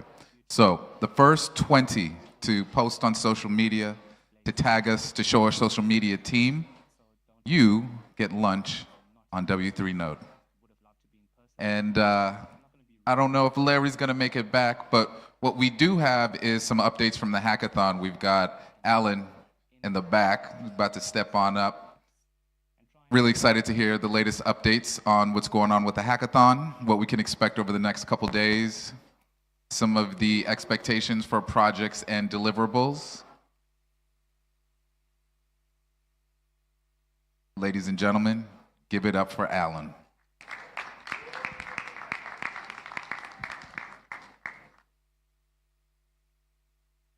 Hello, hello. How are you guys feeling? Amazing, amazing, amazing. I just have, I think, maybe one or two updates. Mostly regarding the submission process. So submission will be on Builderbase. We'll make an announcement in like a few, but we'll just give you an overview of how you will submit, the entries that you'll fill in, and we will be available all the way till 11:59 or midnight to ensure that everyone gets to submit their project. So if you run into any issues, the Builderbase team will be on call. So that's the update for now. And we will also be transitioning to WeThinkCode at 2 p.m. The bus will be at the same spot as yesterday. And we will have 2 technical sessions. With one, it is with me and Katlego. And then Ivan will kick us off with the second technical workshop on UI, UX refinement, which I'm excited to see. And you guys should actually join in because he's the one who has been building the brand behind W3Node, and he's doing an amazing job. So that's something you guys should check out. And the venue will also be open for 24 hours until morning. And yeah, that's it. That's it for the hackathon side. So we'll see you tomorrow as well for the presentations and the judging at WeThinkCode. Yes, thank you. Alrighty, y'all. That's it. It's lunchtime. Cheers, y'all. Give yourselves a round of applause.